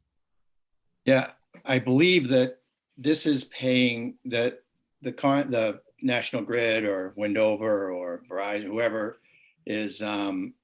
whoever needs this paving, it's being done by our contractor under our direction. So that's what this is. This is about, not independent contractors, but our contractor. They're reimbursing us for this is so we can pay our contractor. So it's under our control, which is an added benefit. Right, understand. Thank you for that clarification. Any other comments on this? Okay, I believe we did make the motion and seconded that, correct? Thank you. Yes. So let's do a roll call vote. Councilor Nolan. Yes. Councilor O'Hara. Yes. Councilor O'Neill. Yes. Councilor Worthley. Yes. Councilor Gilman, yes. Councilor Gross. Yes. Councilor Grow. Yes. Councilor Majota. Yes. Councilor Memard. Yes. Yeses have it. 9 in favor, 0 opposed. And before we go on to your final motion, which is number 4, Councilor Memard, I just wanted to comment, there are 4 new members on the call.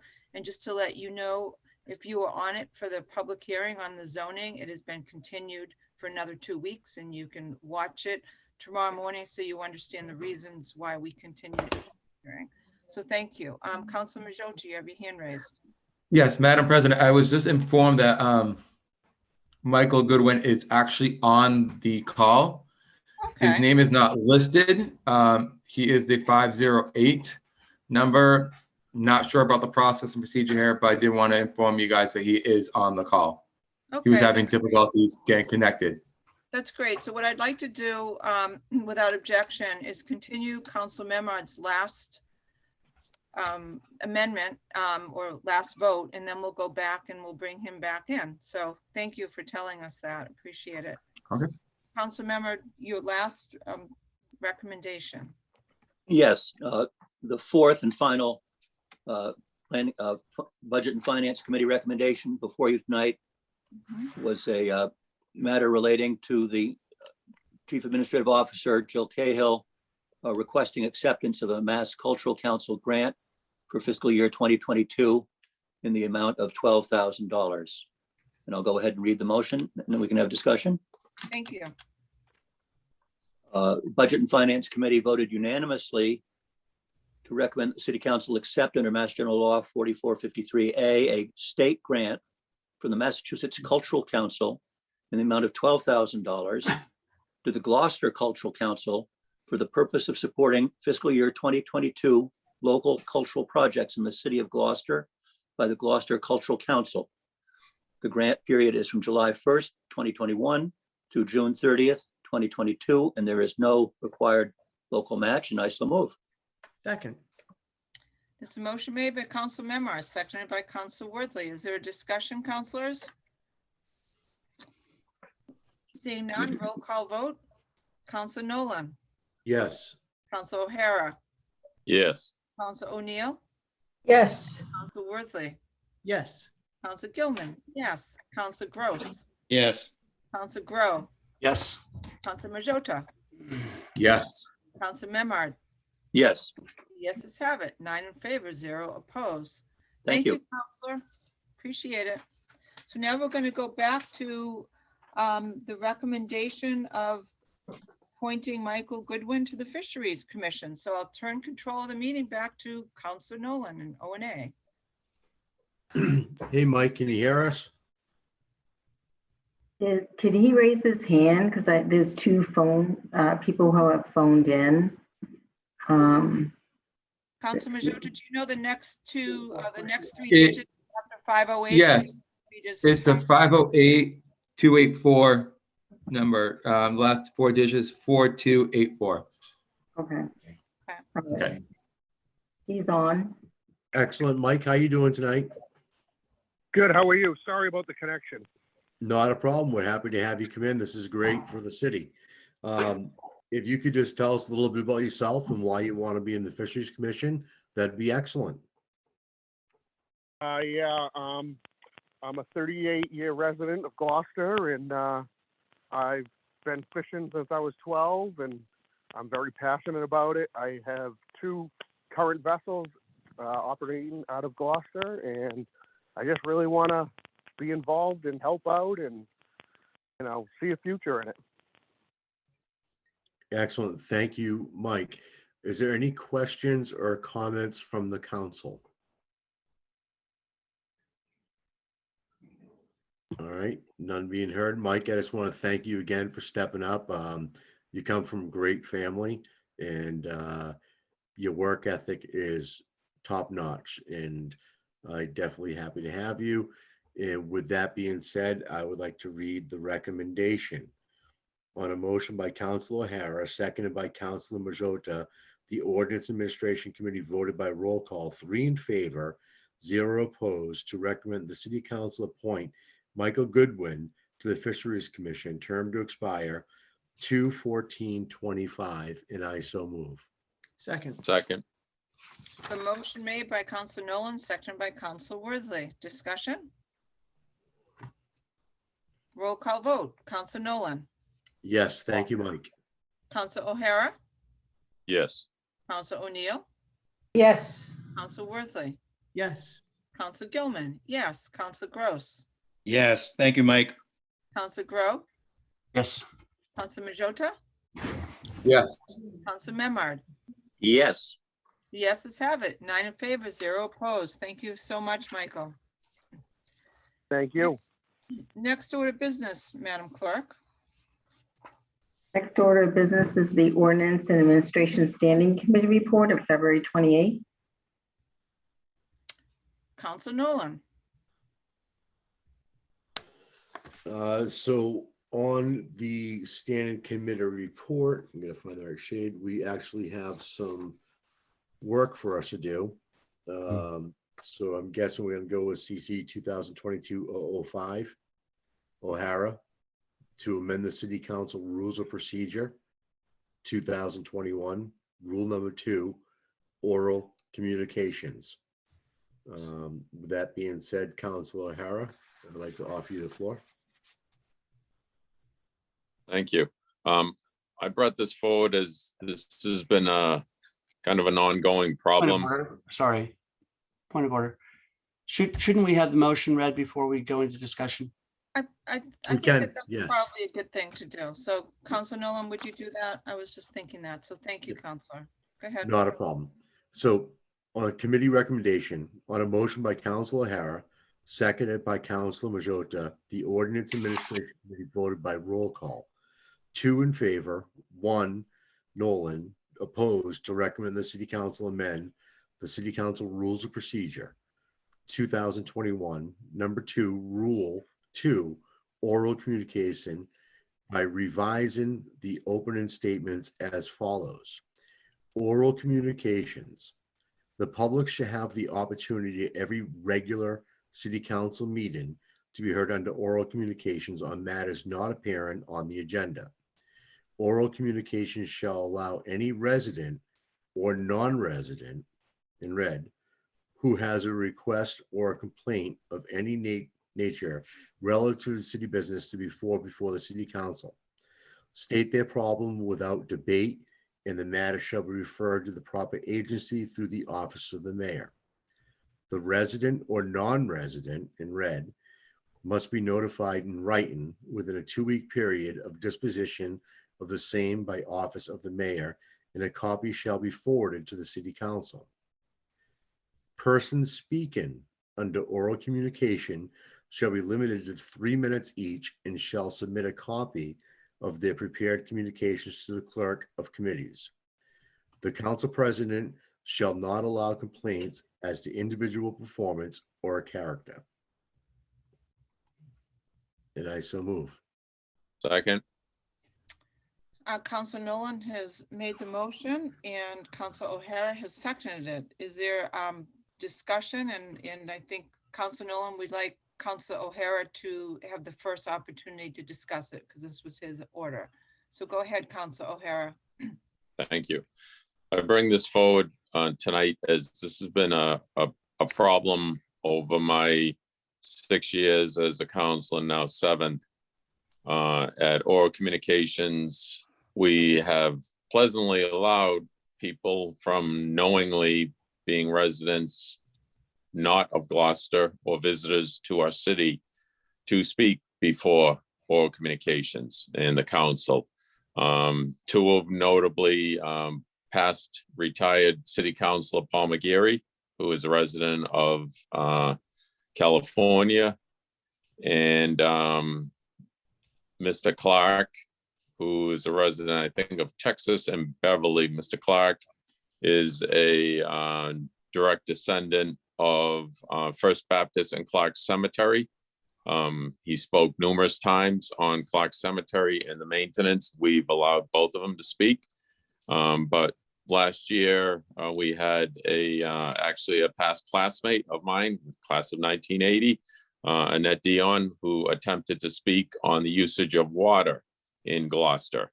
And she was immediately questioned of her residency. And it was very uncomfortable. And for that reason, we are a city who certainly welcomes in another few months, we'll welcome 30 to 40,000 visitors into our city. And I think we go and vote. We do not expose our identity, nor do we have to show identity. There's no way we can truthfully tell if a person is a resident of the said address. And for that reason, I think it's unfair for us to be questioning, and I feel it's fair to allow people from out of Gloucester to speak at our oral communications. Thank you. Further discussion, Council Worthley. Yes, I'm going to speak in favor of Councilor O'Hara's amendment. I can see the value in us limiting only to Gloucester residents, but where we have a number of visitors. In fact, when I was in the council before, we had someone commend the police department for helping a lifeguard at Goodwin Harbor Beach rescue someone. And it's a small thing. I think it was 2 minutes. And similarly, if there was a critique or something that would be helpful to us, that would be helpful. That'd be valuable for us to know. I also wonder about people who move out of Gloucester, but they leave their elderly parents here and they have an issue they want to raise. I can see, as long as it still follow the other rules about not criticizing individual performance, follow the same rules with the president's discretion. I think that there's value in having someone speak on a Gloucester issue, whether they live in Gloucester or not. And similarly, if there are people in Rockbrook who have a traffic issue, emergency response question, I think those issues might be relevant to us, and I don't see a lot of harm in allowing a few people speaking. Anyone else like to speak? Counselor Grow. I appreciate that point of view, and I'm one for encouraging more commentary than not. But on the other side of the fence, with the pervasiveness of online meetings, I've seen meetings get completely hijacked by groups that have particular political agendas.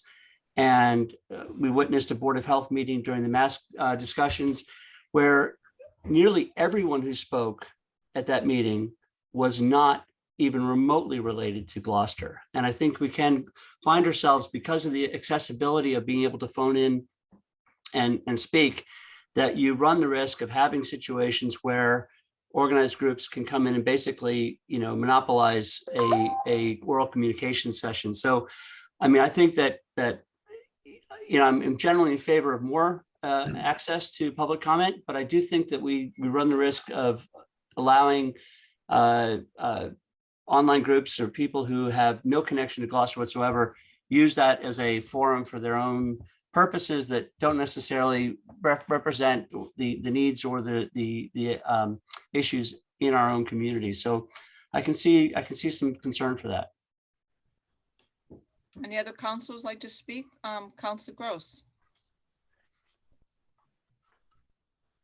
Yeah, I'd like to echo what Councilor Grow just said about, the pervasiveness of organized groups from outside that have made it their mission to disrupt local cities and towns meetings. As we heard so much during this zoning discussion, is that we're supposed to be in charge of our own destiny. And if we open this up to open up the dialogue to people who have nothing, they're not stakeholders, that's a pretty big mistake. And we're not serving our constituents by that. The people who are actually here, who pay the taxes, who drive on the roads, and great for the visitors, but we have a lot of beauty that they come to visit, and we have to pay a certain burden on that end. So I really, I don't have much sympathy for them. And also on the Attorney General's, the Secretary of State's website talks about town meetings, which we're surrounded by. And only voters, registered voters are allowed to speak. We don't require people to be registered to vote to speak. We just require that they be residents.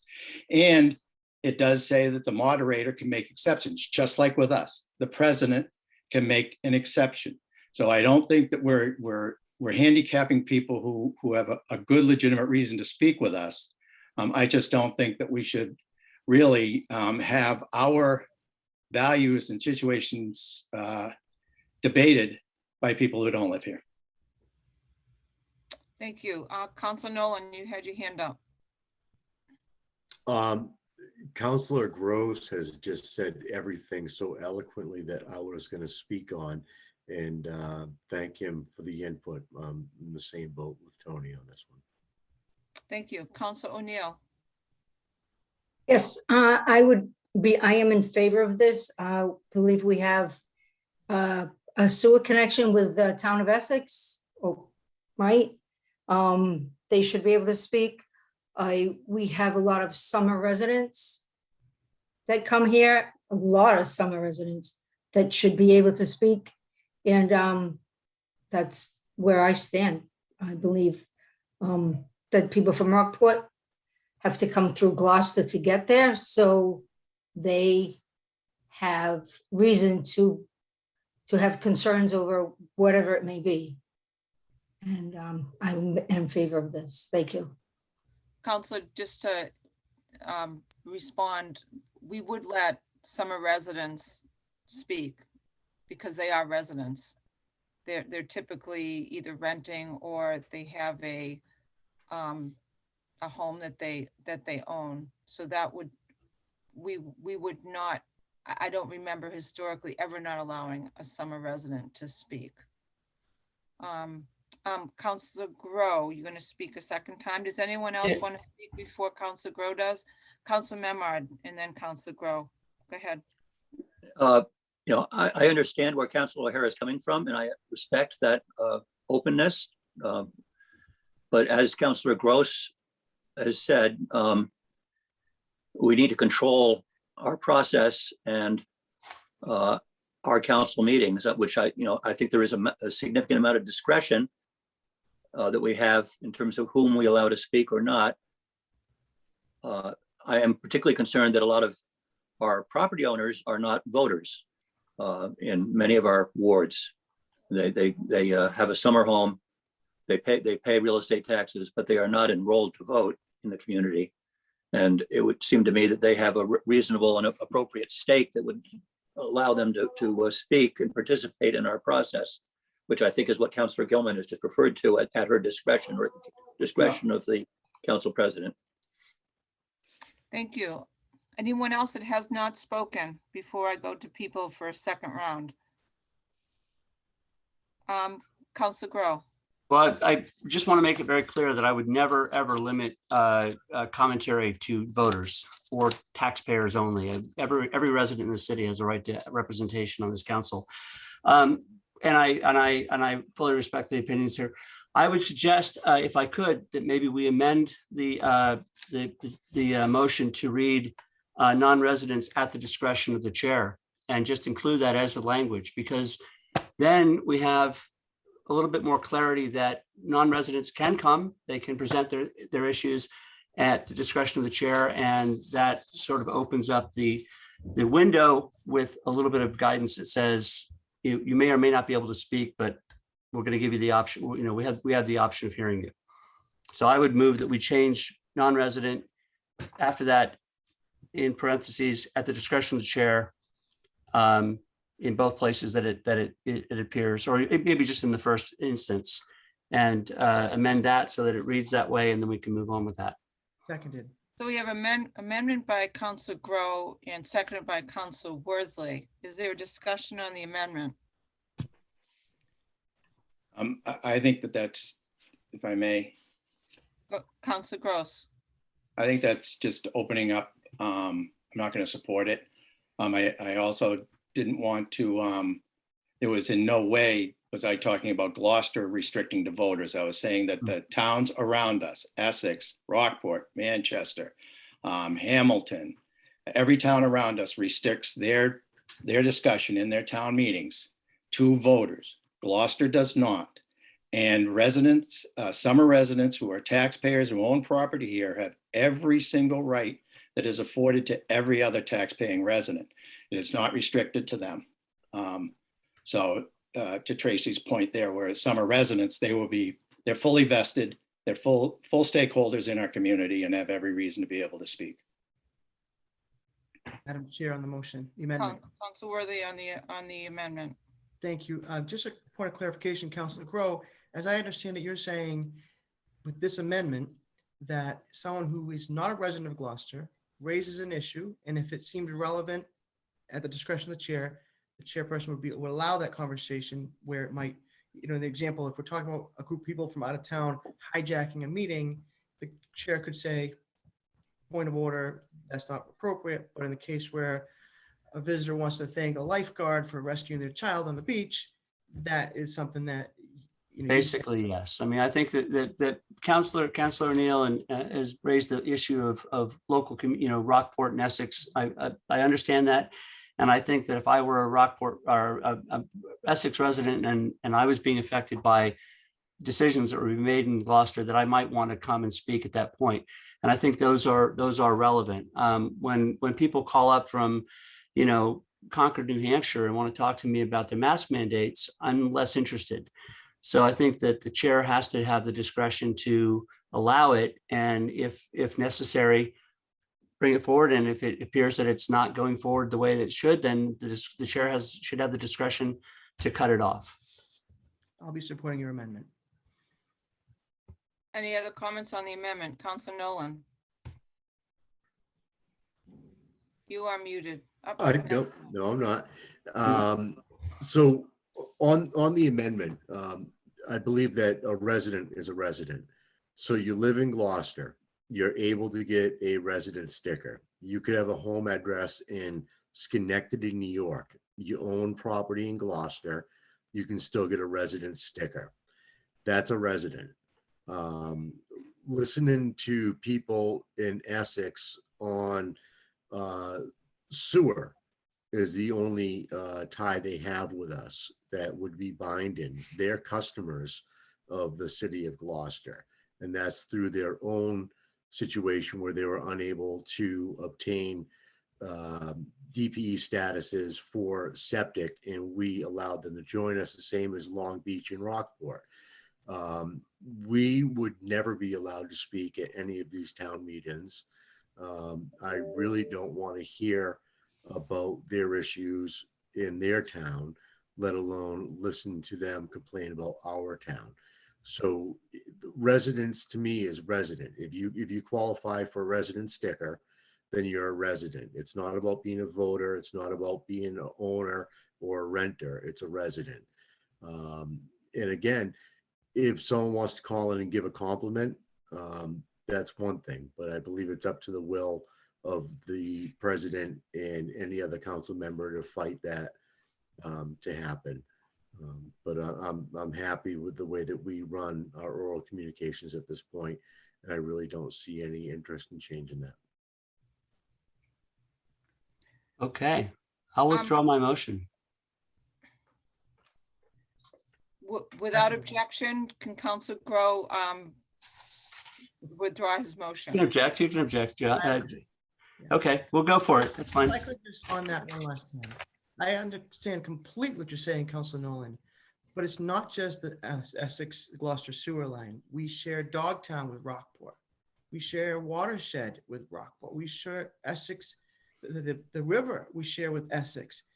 There's a lot of things that, you know, I'm not on the waterfront, but I mean, there are Rockport residents that boat past Salt Island. There's so many different things that we share on Cape Ann. I don't know that's actually come up that much, that we need to have this level of animosity towards our neighbors. And maybe it's not animosity, but I think that they would be helpful with something. And it's not all just hearing their complaints, it may be hearing their suggestions. And you use an example of non-residents and stickers. We sell stickers to non-residents. It's part of our ordinances. So I think that we're belaboring a point. I think we're just back to Councilor Grove's point. More information is better. If the chairman says this is inappropriate, I respect her judgment on that. So that's why I support your amendment and would request that you don't withdraw it. In that case, let's move the question. Okay. Would you just repeat the amendment, Councilor Grow? To amend the oral communications language on the procedures to state any resident or non-resident, in parentheses, at the discretion of the chair who has a request or complaint. Councilor, could you recognize Councilor O'Hara? Councilor O'Hara, you're back. Thank you. I just wanted to point out, and I think Councilor Gilman can validate this. I spoke at Manchester's Selectmen's meeting or communications on a topic dealing with during the beginning of COVID, dealing with our beaches being open and their beaches being closed. So they allowed me to speak. It was very fruitful. I think the town folks appreciated me speaking. So just want to clarify that it does happen. Thank you. Okay, so we have a motion by Councilor Grow and it was seconded by Councilor Worthley. Councilor O'Neill, your hand is raised. This is on the amendment. Yeah, on the amendment, is that what you said? I'm sorry. Okay, I just think that we should be mindful of our neighbors. So I think we should allow them to speak. Thank you. Councilor Gross on the amendment. It's a little confusing. It says that the resident or non-resident, so it's at the discretion of the chair whether a resident speaks also. No, No, it's Um, shall allow any and- resident or non-resident at the discretion of the chair, comma, who has request or complaint. Okay. Another thing is that, this seems to be a solution, searching for a problem. As Councilor O'Hara just pointed out, a city councilor was allowed to go speak because there was a joint reason between the two communities. We've never inhibited that. There's always been a mechanism to make that work, whether it's through conversations, which probably happened before Councilor O'Hara went to the selectmen meeting, and this would happen if there's a joint problem between Rockport or Essex with us. Those situations are always handled very amicably, and are not necessarily things that go before oral communications, but go as a part of a report. Normally, when we have issues with our neighbors' towns, they need to be. I would surely hope that they rose above a level of oral communications. If we're communicating at that level, we're not doing very well as neighbors. So I really don't see that this is, like I said, I think this is a solution seeking a problem. So I'd like to speak on the amendment. I won't be supporting the amendment because I believe that I have that option regardless. So if I feel when Richard Clark wanted to speak about the cemetery here in Gloucester, I would never have stopped him because he spends hours and hours and hours volunteering on that cemetery, and he's an active member of our community in terms of helping with something. If someone from Essex really had an issue about sewerage and they came, and because there's a link, I would just explain. I said, without objection, counselors, I would say I would like to be able to hear from Joe Schmo from Essex on this matter of of sewerage. So I think that there's, without needing this amendment, I think that there's that discretion. And as long as there's a link, but the benefit so I feel like that there's always that option. So I'm not going to be supporting the amendment, but I understand the intent. Any other further question before we vote on the amendment? Okay, Councilor Nolan on the amendment. On the whole thing, I do not have a problem with Essex or Rockport. Just trying to make a point. Yeah, I bet you have a lot of customers from Essex. How long have you had this animosity towards Essex and Rockport? Well, I've been a fan of the fried clam and the Rockport front beach and bonfire for a long time. As long as we're clear on that front, that's good. Let's vote on the amendment. Councilor Nolan. No. Councilor O'Hara. Yes. Councilor O'Neill. Yes. Councilor Worthley. Yes. Councilor Gilman. No. Councilor Gross. No. Councilor Grow. I got to vote for my own amendment. Yeah. Councilor Majota. No. Councilor Memard. Yes. 1, 2, 3, 4. I have 4 no's. Oh my God. And I've got 1, 2. Didn't really expect that, to be honest with you. 4, 5 yeses. So the yeses have it on the amendment. So now everyone knows that. Once again, Councilor Grow, can you just mention what your what we're going to be voting on now, because the amendment has succeeded in the amount of 5 and 0 opposed. So oral communications, public shall have the opportunity at every regular city council meeting to be heard under oral communications on matters not appearing on the agenda. Oral communications shall allow any resident, comma, or non-resident at the discretion of the chair, comma, who has a request or complaint of any nature relative to business, city business, to appear before the council, etc. That's the only change. Okay. So Sorry, let's begin guys. the discussion on this, this new motion. There's another non-resident in there. There is, but it is, let me read through it here. Notified, you're right. Yeah, I mean, if you allow that non-resident to speak, then they're gonna get notified by the mayor. Okay, can I ask a question? Counselor Gross, absolutely. So if I understand it correctly, the mayor's office, the administration has got to respond to non-residents also, who they don't work for. Not, you know. I tried to respond. Counselor Nolan. The mayor's office, if Jill Cahill would like to jump back in on this, had already responded that they will not respond to non-residents on these matters.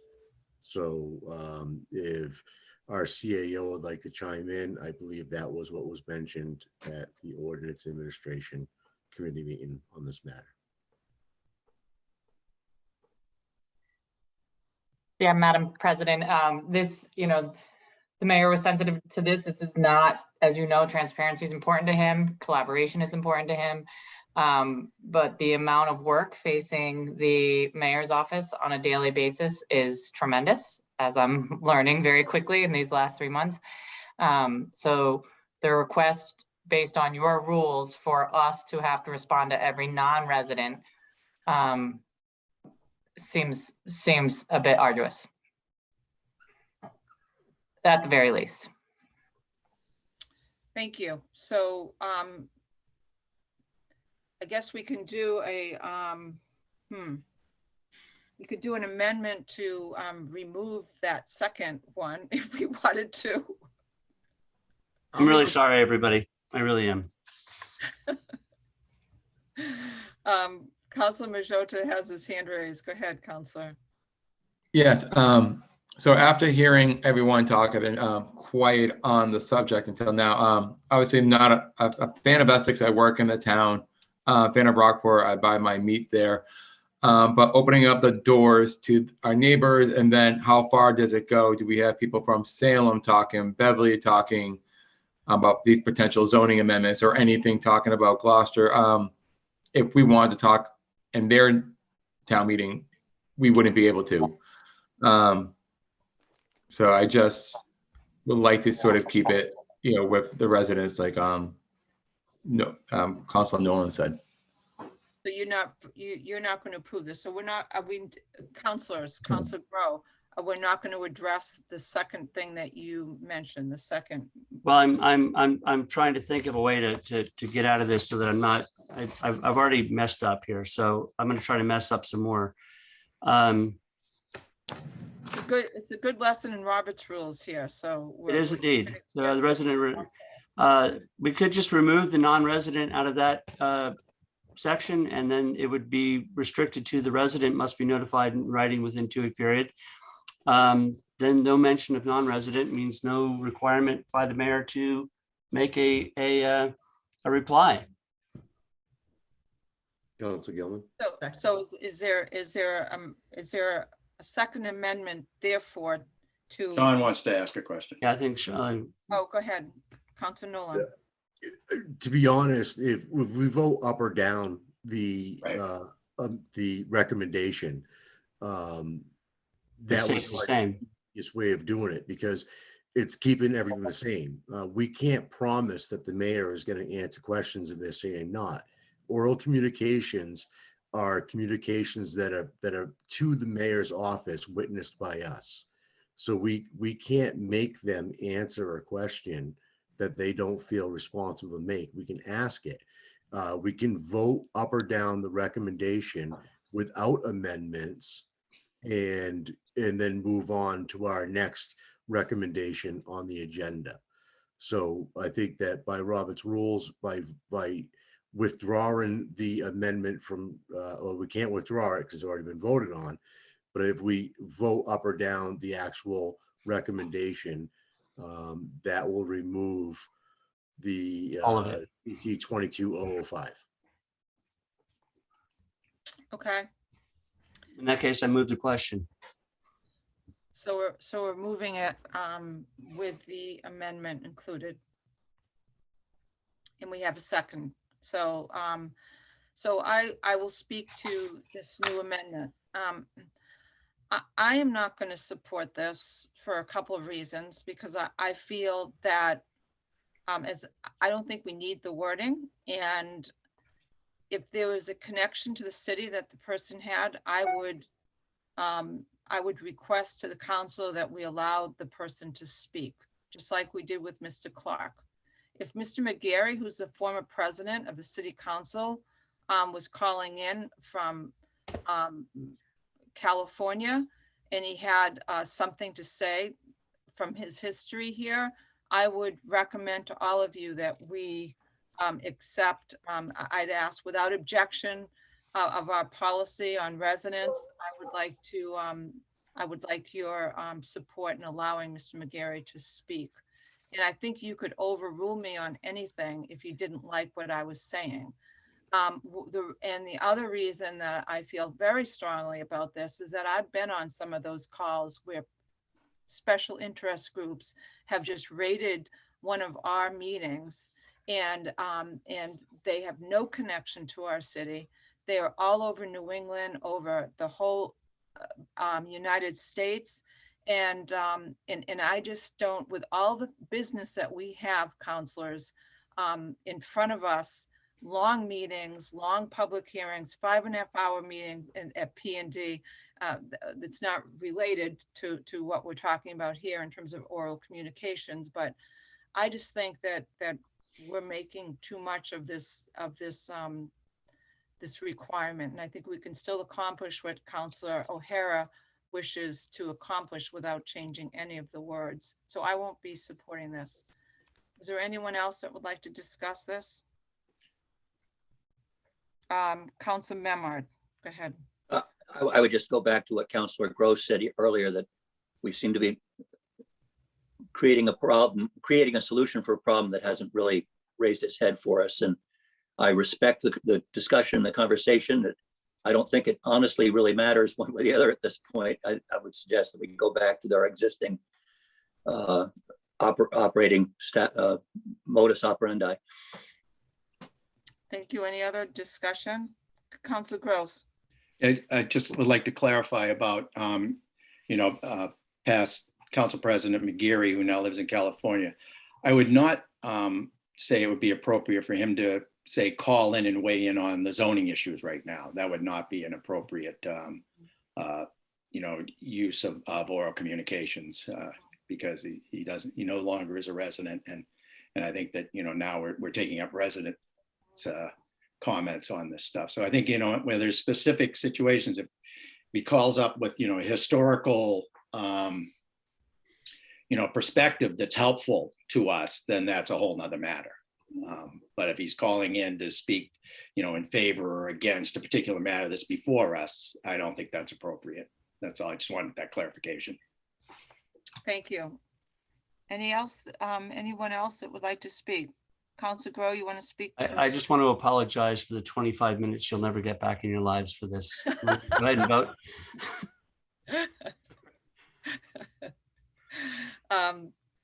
Okay, so we're going to do a roll call vote. We understand what the motion is, what the second is. We've repeated it several times, and it's with the amendment, correct? Okay, so Councilor Nolan. No. Councilor O'Hara. Yes. Councilor O'Neill. Yes. Councilor Worthley. Yes. Councilor Gilman. No. Councilor Gross. No. Councilor Grow. No. No. No. Councilor Majota. No. Councilor Memard. No.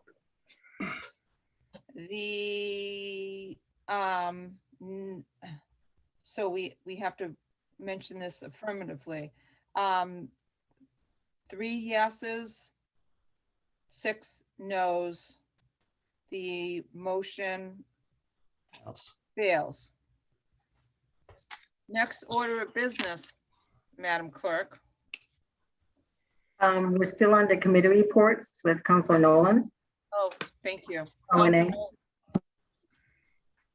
All right, so next is number 2, CC number 2022-007 Gilman.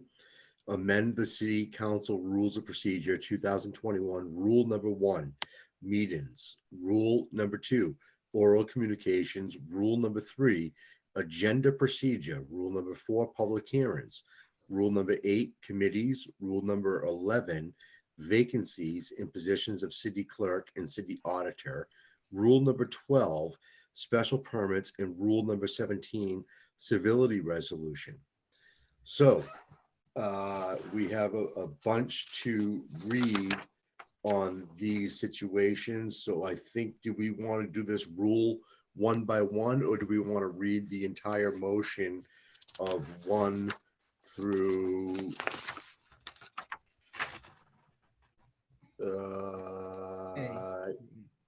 18? Without objection, I would suggest that you read the committee recommendation and then turn it over to me to walk through the changes. Not a that way problem. We can have the discussion after you just mention what the vote was coming out of subcommittee.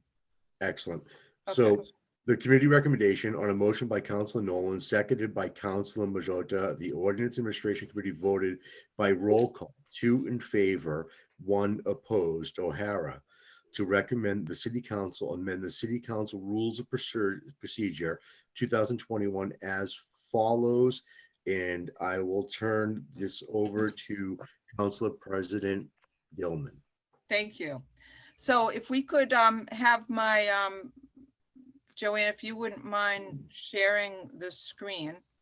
And there was, in terms of the vote coming out of O&A, there was in the minutes, and I was at the meeting, Councilor O'Hara supported everything in it with the exception of one matter. So what I'll do is I will go forward kind of quickly on the changes, and then we'll spend probably more time in that other section, although everyone now has to vote on this. So first of all, on the meetings, I wanted to do a, during the emergency order, council voted to begin meetings at 6.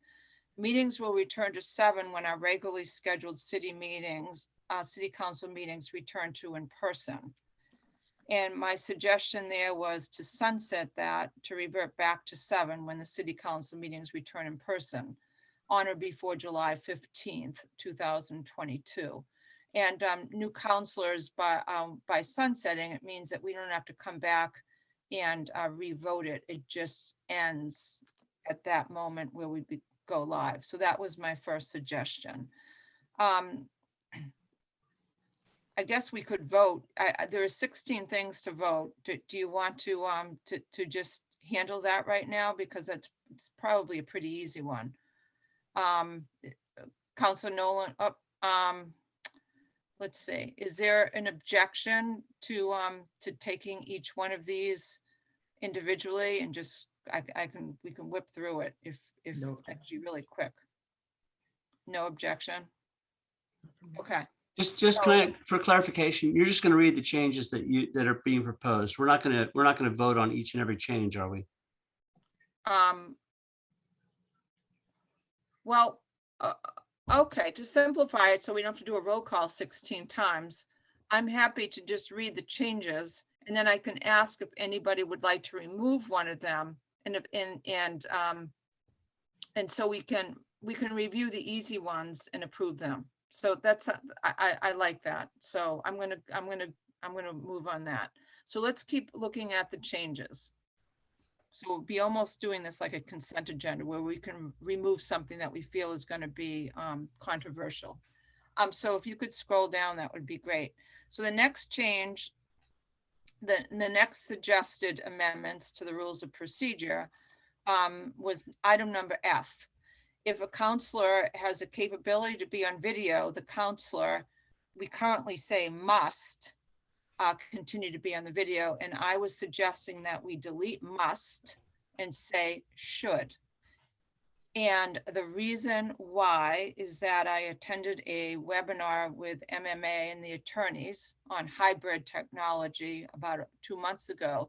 And this came up and they said that legally we can't require a counselor to, or a select person to be on video. And they suggested that we softened it. It's recommended, but it's not a must. So that was that one. And then going down, this was the controversial one that Council O'Hara was not in support of. And that is on oral communications. My suggestion was that oral communications be allowed for 30 minutes at the beginning of each regular city council meeting.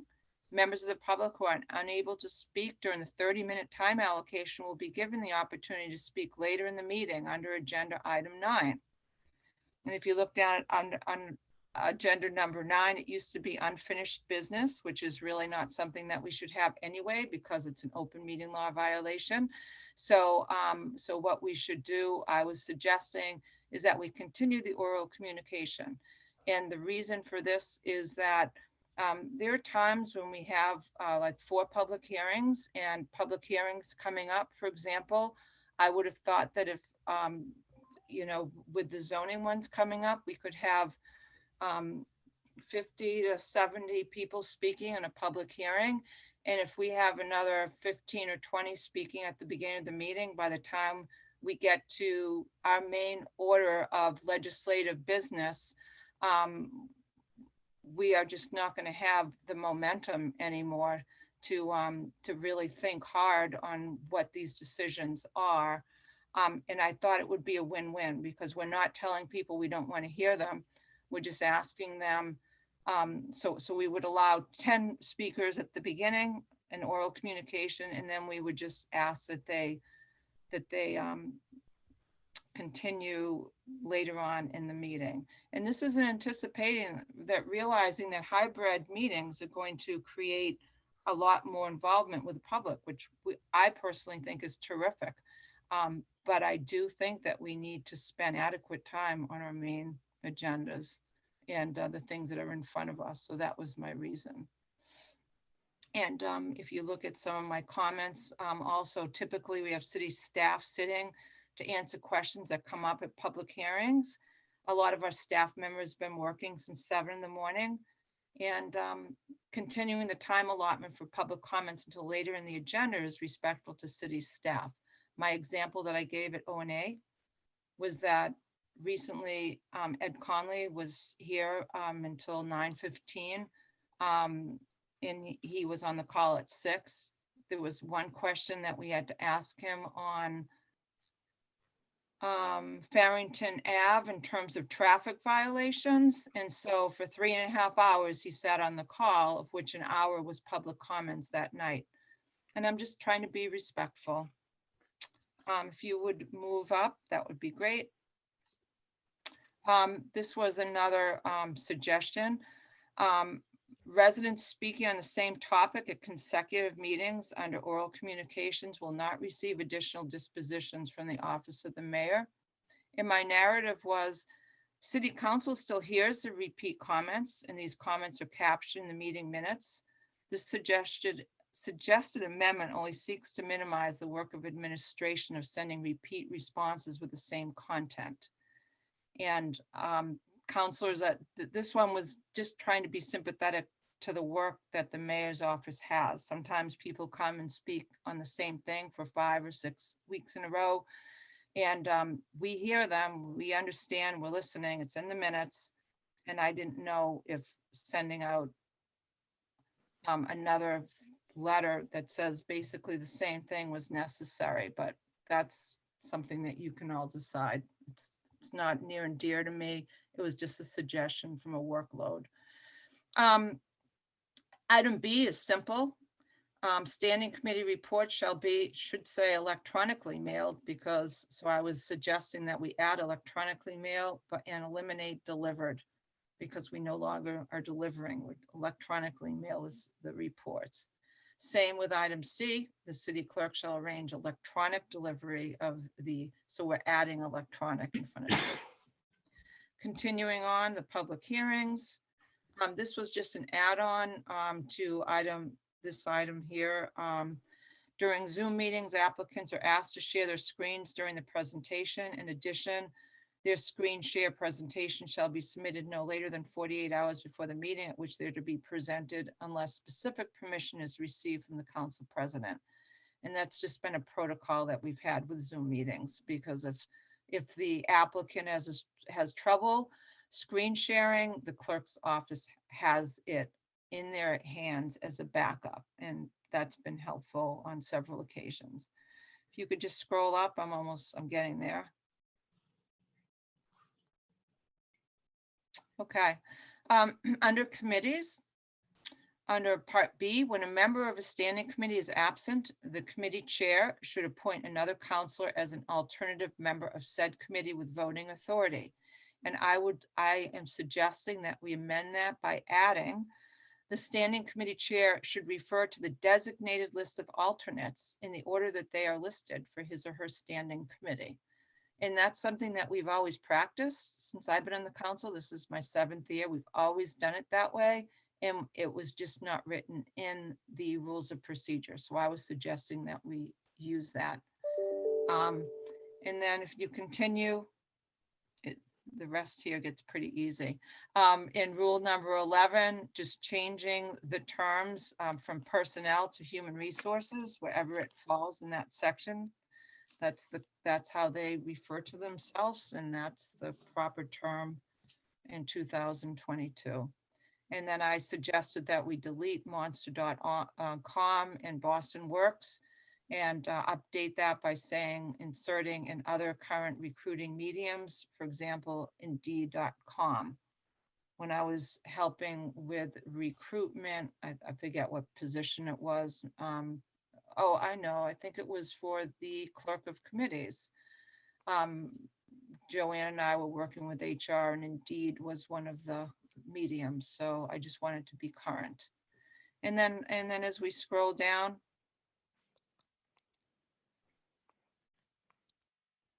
special permits. I substituted what we had, which was incorrect, with the proper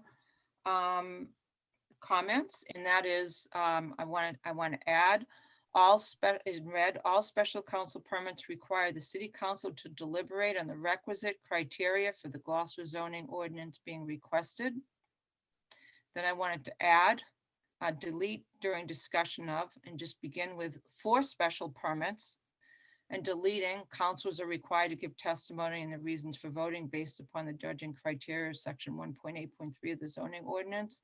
So I wanted to add involving section 2.3 use tables, the council should additionally consider the 6 standards in section 1.8.3 standards to be applied, but not be required to cover all of the 6 standards in making their decision. And this is consistent with zoning requirements.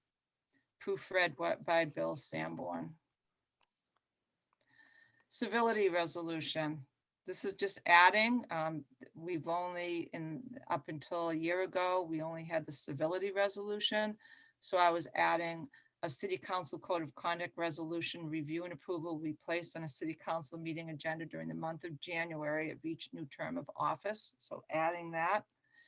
And then the final one is kind of an important one. And this is stuff that I've learned recently and several training sessions I've received at MMA on webinars that they've had on open meeting laws, best practices. And I had 2 comments there. Number 1, if using social media to share city Facebook posts and or city website updates, city councils are asked to share the post from the city so that updates are factually updated and maintained by department heads.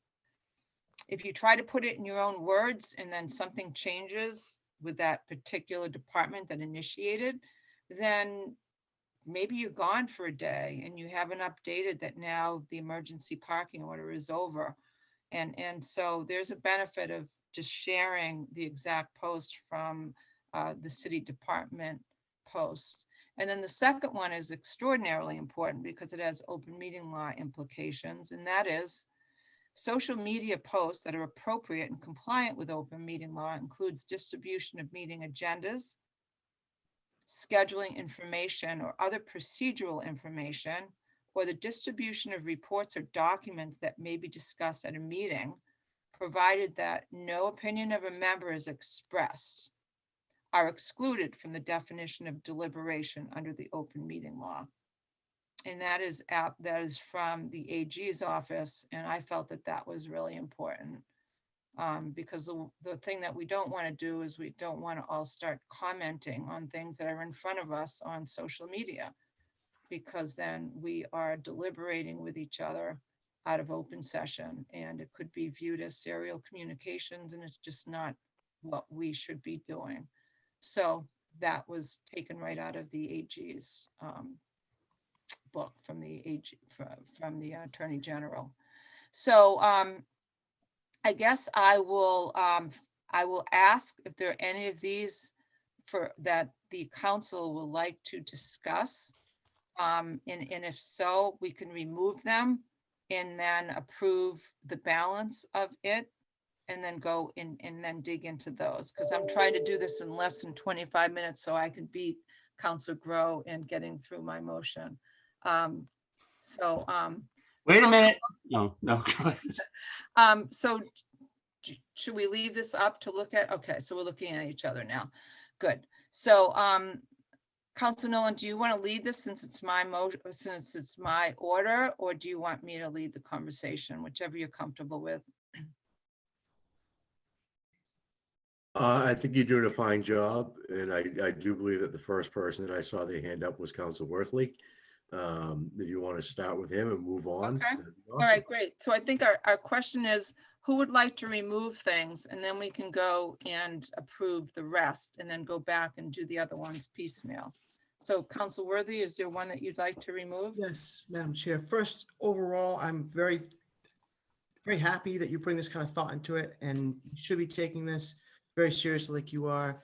I'm okay with voting on the bulk of them all at once, but the one I'd like to discuss in a little more detail is the one on oral communications, which I think is your second amendment. Okay, so the same one that Council O'Hara was concerned with, the Yes. 30 minutes at the beginning and then the rest Yep. at the end of the meeting. Okay. Right. Anyone Other else than want to remove anything here for individual discussion? Councilor O'Neill. Can you unmute yourself? Yes, yep, sorry, I would like to also remove number 2, oral communications. Okay. Yep, Anyone yeah. else want to remove anything? Okay, without objection, is there a motion to approve with the exception of oral communication, the second matter? Under, okay, Seconded. so there's a move by Councilor Grow and seconded by Councilor Worthy. Okay, is there a discussion before we vote? Okay, let's do a roll. Go ahead. I'd like Phil. to join Councilor Worthley and thanking you and the committee for this work and consideration. Thank you. Any other further discussion? Okay, let's do a roll call vote on this, the entirety of this with the exception of the oral communications. Councilor Nolan, Yes. Councilor O'Hara, Yes. Councilor O'Neill, Jeez, yes. Councilor Worthley, Yes. Councilor Gilman, yes, Councilor Gross, Yes. Councilor Grow, Yes. Councilor Majota, Yes. Councilor Memard. Yes. Yeses have it, 9 in favor, 0 opposed. Thank you. So now let's go back to the matter of allowing patients for 30 minutes at the beginning, and then continuing it later in the meeting after we do the lion's share of the legislative work that we have in front of us. So let's see, Councilor Nolan, why don't you lead this part of the discussion, because I need to be objective and I'm not. So so that would be great if you would do that. So thank you. Not a problem. So we are looking at number 2, and what this would change the rules of procedure for our oral communications to be for the first 30 minutes. After the first 30 minutes, they would be continued as item number 9 as oral communications to be taken up later. So we open the discussion for adding that to our rules of procedure, and I'll open it up for comment or questions. And Councilor Worthley, we'll call upon you first. Thank you, Council Nolan. Specifically, I would like to make an amendment to that to make it 60 minutes. And if I can then to speak on that, I'd like to do that way, if that's possible. All right, I believe we have an amendment to the amendment on the floor. Do we have a second? Second. Okay. And do we have any discussion before we go to roll call on that? Councilor Worthley. Thank you. So I've put some thought on this. I attended the ONA meeting and I thought there was good deliberation. And I did notice that Councilor O'Hara was the dissenting opinion on this. And he and I haven't spoke, but I thought about this seriously. Again, to Tony Gross's comment,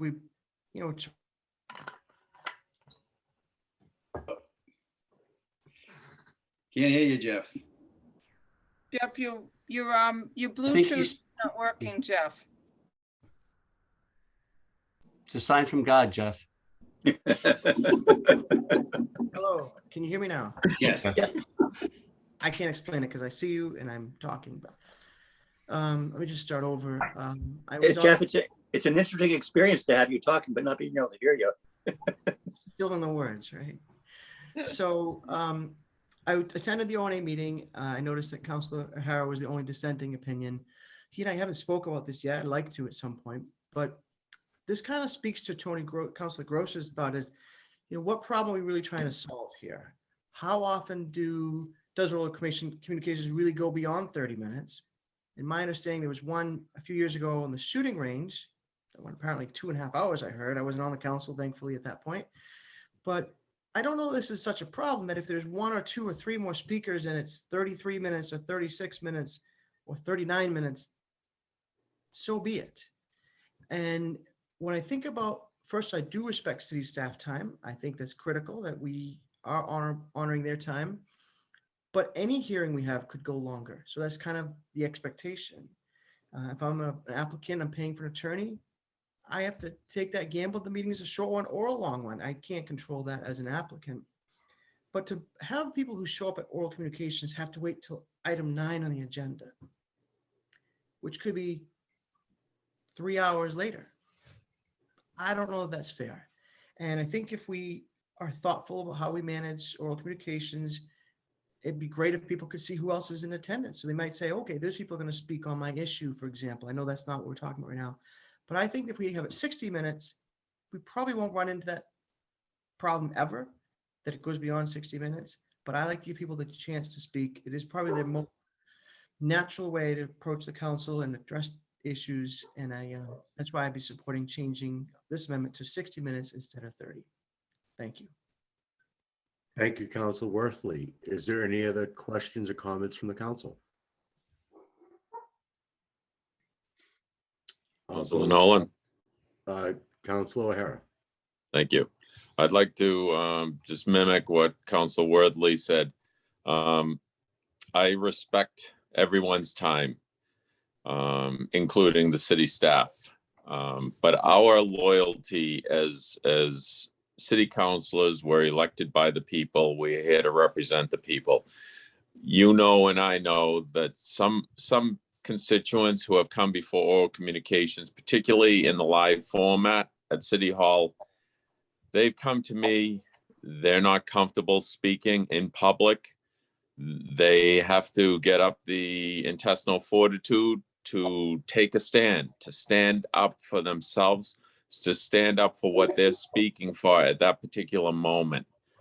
To all of a sudden have the gavel drop at 30 minutes. Not that we typically exceed 30 minutes, but that will take the complete wind out of those sails of our constituents, the voters, the taxpayers of our city, that we owe it to them to listen. We've done such a great job. It's their opportunity to speak. And I think if we cut them short and move them to the end of the line, I think we're going to lose them all. So with that said, I believe in what Councilor Wordley says. I don't think we've ever seen an hour oral communication. So I feel that that would be a good fit to work with. Thank you very much.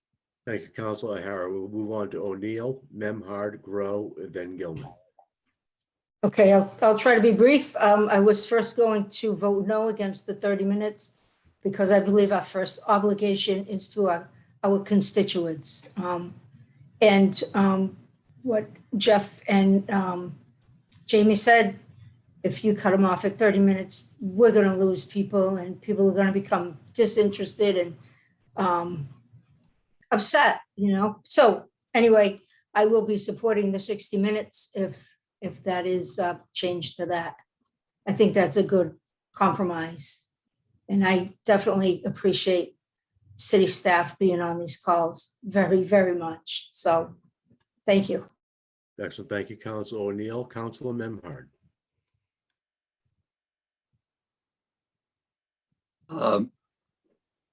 I think, as people have said here, this is not typically a problem that we have to deal with. It's certainly worthy of our consideration, and I think that the hour limit is certainly something that I'd be comfortable with in terms of allowing people to speak without. We're not asking at this point to shorten the time that people are allowed to speak from 3 minutes to something different. We're just talking about the total picture here. I remember the first time I spoke before City Council when I was a nervous businessman about some matter or another, and having the council president's gavel drop on my 3 minutes sort of took my breath away.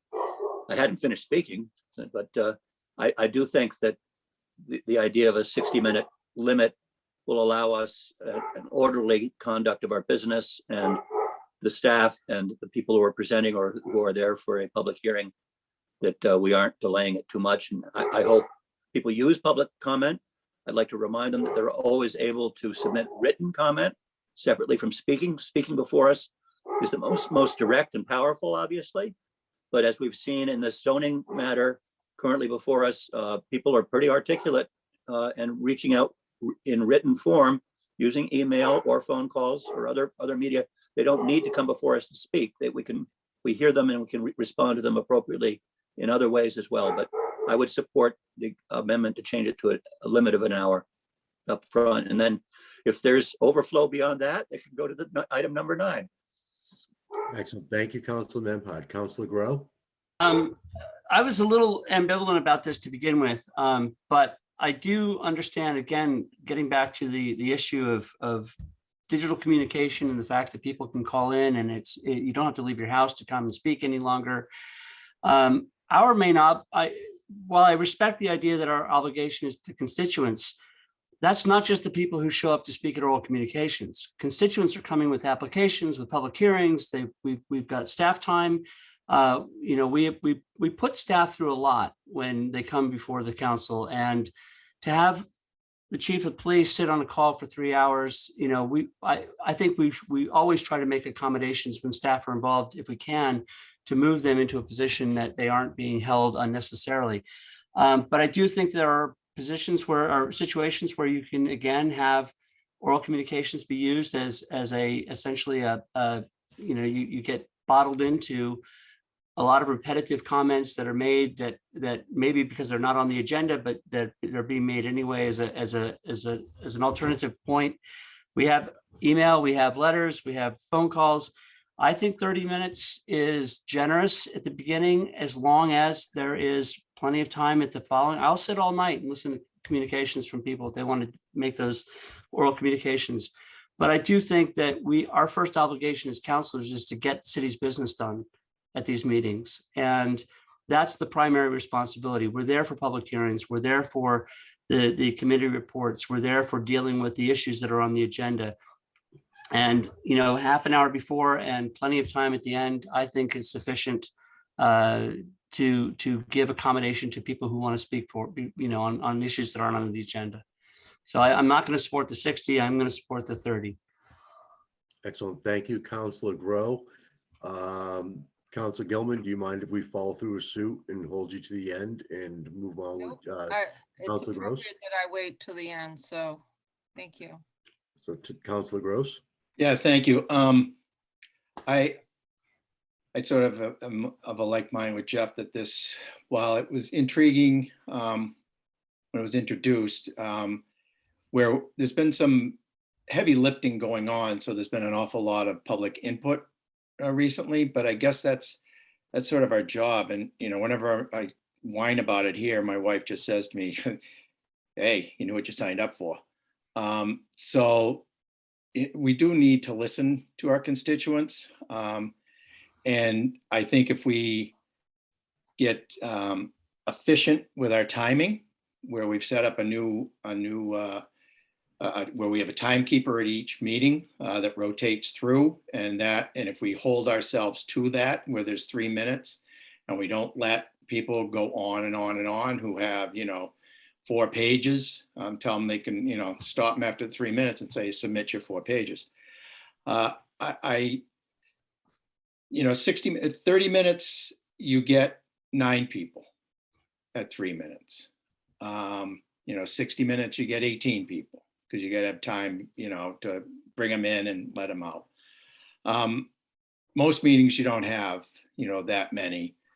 So I don't know if I'm in favor of either of these, because I'm hoping that we get these things settled and get moving forward on stuff that's not so controversial. And because we are here to do the city's business, and we do need to do the city's business. And oral communications was not set up to be a distraction, but as a way for, it's actually a way for people to come. If you read what it says, it's a way for people to come, give us the message to then give to the mayor. So it's not supposed to be about council business. It's about city business. And I think that needs to be, maybe communicated a little better, because that's the purpose of oral communications. That's why anything that's on the agenda is not open to oral communications. So if it's an administrative function, they come to us because they're not feeling they're heard. And then that's their vehicle to get in front of the mayor, which can also be intimidating to think about, going to the mayor's office, and they're more comfortable coming to us because they know some of us or whatever. So I'm perfectly fine with the old way. So that's the way I'm leaning. And also, we could also, if there's a big issue, we can shorten the time to 2 minutes.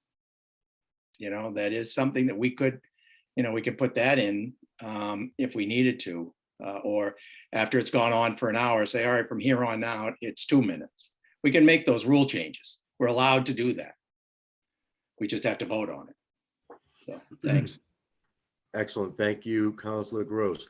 Councilor Joyter, is there anything you'd like to add to the conversation before we end this over to myself and Councilor Gilman? Yes, I think Tony said it really good, and I agree with Councilor Worthy as well. I just picture a, working mother, working father, whatever, now getting home from work, getting the kids fed, and the meeting starts at 6 or 7 o'clock. And now, if they missed the half-hour window, now they're going till 9 o'clock or 9:30 to speak. And now they woke up at 5 a.m. and it's just a very long day, and they might not want to speak at that point. And I think that's just unfair for those people who want to speak. So I think Tony said it great. Whether we just keep it as is, and if there is a lot of people participating, then we can lower the time that the constituents need to speak. Excellent. Thank you, Councilor Majota. I'll add my 2 cents. I did think this was a great idea in the beginning. Listening to people speak tonight, I'm a little bit more torn to go back to the prospective original plan, as we had said in the previous motion as well. I think Frank's comment of a family person that only has a certain amount of time, or they've worked all day and they need to come out and they have something to say, and next thing you know, it's 40 minutes into it, 30 minutes into it, and they got to wait until 10 or 11, they may not be able to say it. So with that being said, I do think that maybe we should stick around with the same ordinance on this that we have now. Councilor Gilman. So I really respect all of your opinions, so thank you. I got a couple of comments. First of all, for ward counselors, we need to start getting back into having ward meetings, because these are the types of issues that I used to cover all the time back in pre-COVID days, when I was having 2 meetings every year, 2 at Lanesville Community Center and 2 at the church for Ward 4-1. And we would hash out all these types of matters. Councilor O'Hara used to attend quite a few of my meetings, and these were all the issues that we would talk about at ward meetings. So for ward counselors, I challenge you, now that things are easing in social distancing, that we really need to get back to having those meetings. If we're solving them out with our constituents day after day in person, then they're not going to need to come here, because these are the types of issues we can help them navigate to get results and solutions, right? And then when we struggle with it, then we have to help by doing a request to the mayor to push a little harder. So there's a process.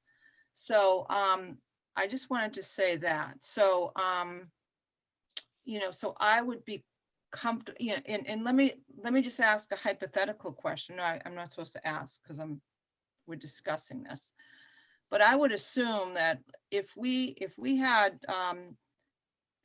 the zoning in front of us in 2 weeks, and we know that there are 100 people on the call, and probably 80 are going to want to speak for up to 3 minutes, which is 240 minutes, right? Which is 4 hours, right?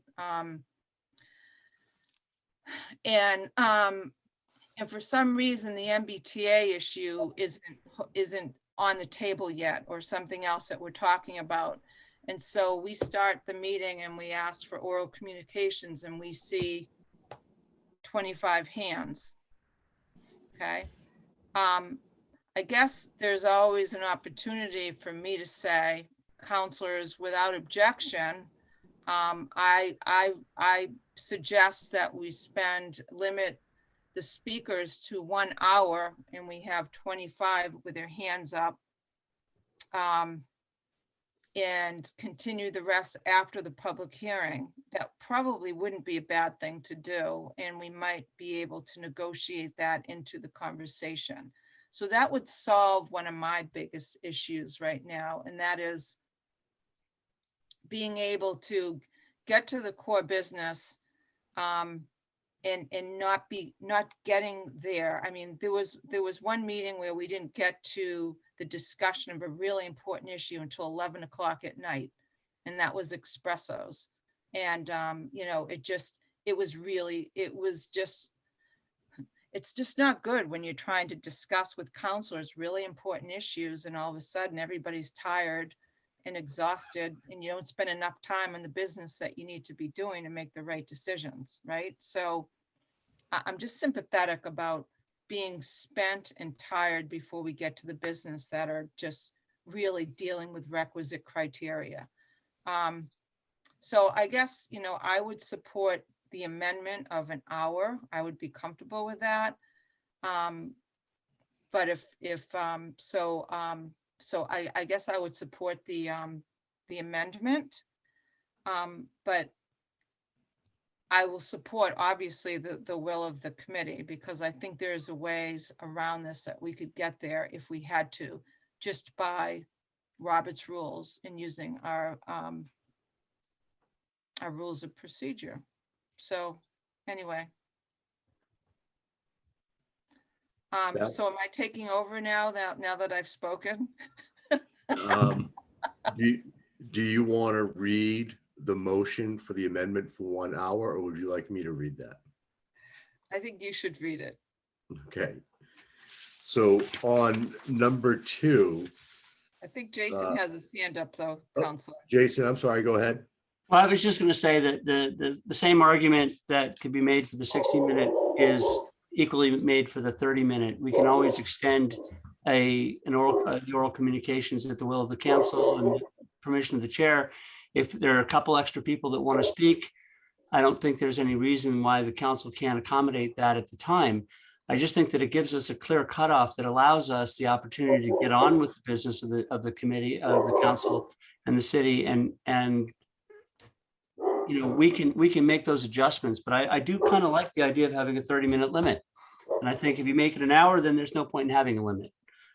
You know, an hour is an hour, and you know, our meetings are 4 to 5 hours as it is. And again, I'm perfectly happy to sit all night and listen to commentary, but I don't think that we should be holding applicants for permits and people who have come to specifically been asked to come to the council, essentially holding them responsible for allowing us to do things that aren't on the agenda.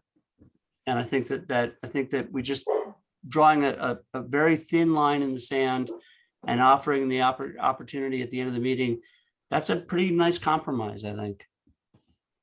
Okay. Councilor Worthley. Thank you. Specifically on my amendment for 60 minutes, if you're of the mindset that you don't want to support any limit, you can still vote for the amendment for 60 minutes because it might pass. And then we're back to 30. So the conversation right now is simply 60 or 30. And then we get back to the main motion of 30 or 60, depending on what passes, or no limit at all. So I think we stick to the amendment first, and then we vote on the main motion.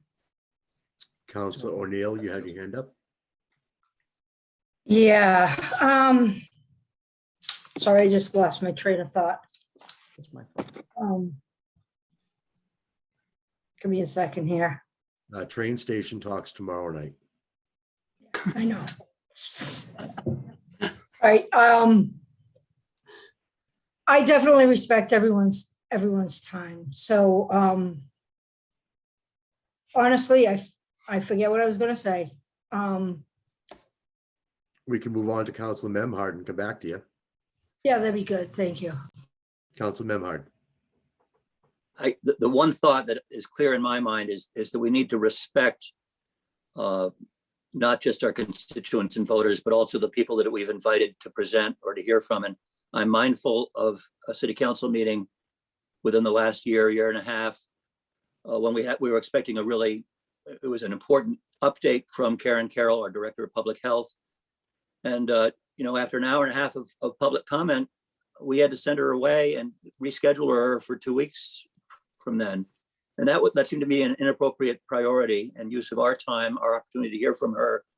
I don't know what issue it was or what combination of issues that chewed up all that public comment time that evening.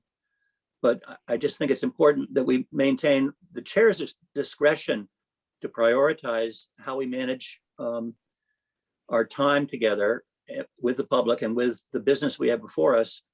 It's helpful to provide some general guidelines, but it really should be the chair's discretion based on the agenda before us that particular evening. I'm all in favor of hearing from folks, but I think we also have to respect the fact that we have important business to proceed with. Councilor O'Neill. Yes, thank you. Thanks for bearing with me.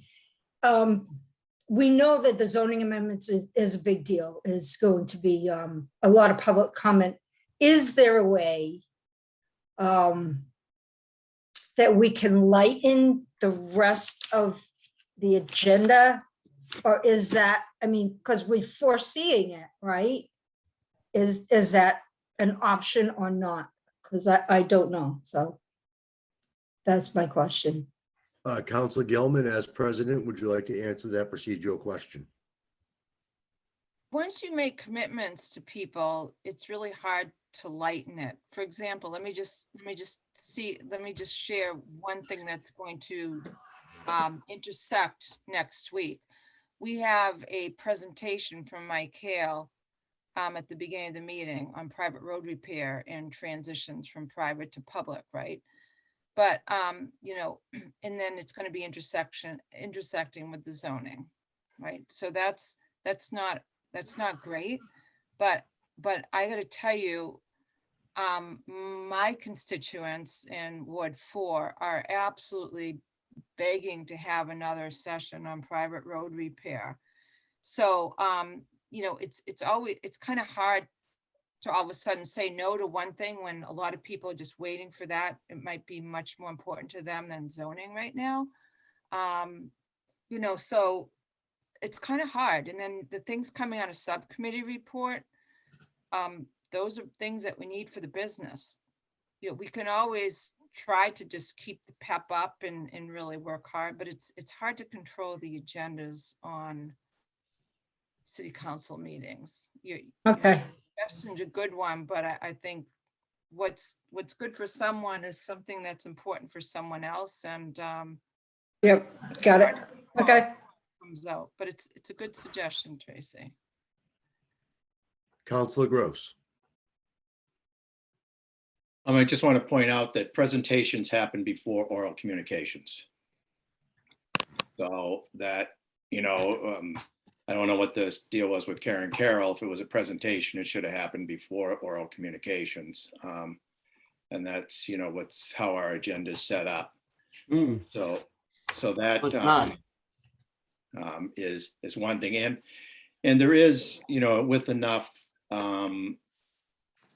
forecast, which, you know, unfortunately, the council president and subcommittee members don't have a crystal ball. You can, you know, set up agendas, but we've got an awful lot of stuff that's been thrown at us right out of the gate, and which is requiring a somewhat timely action.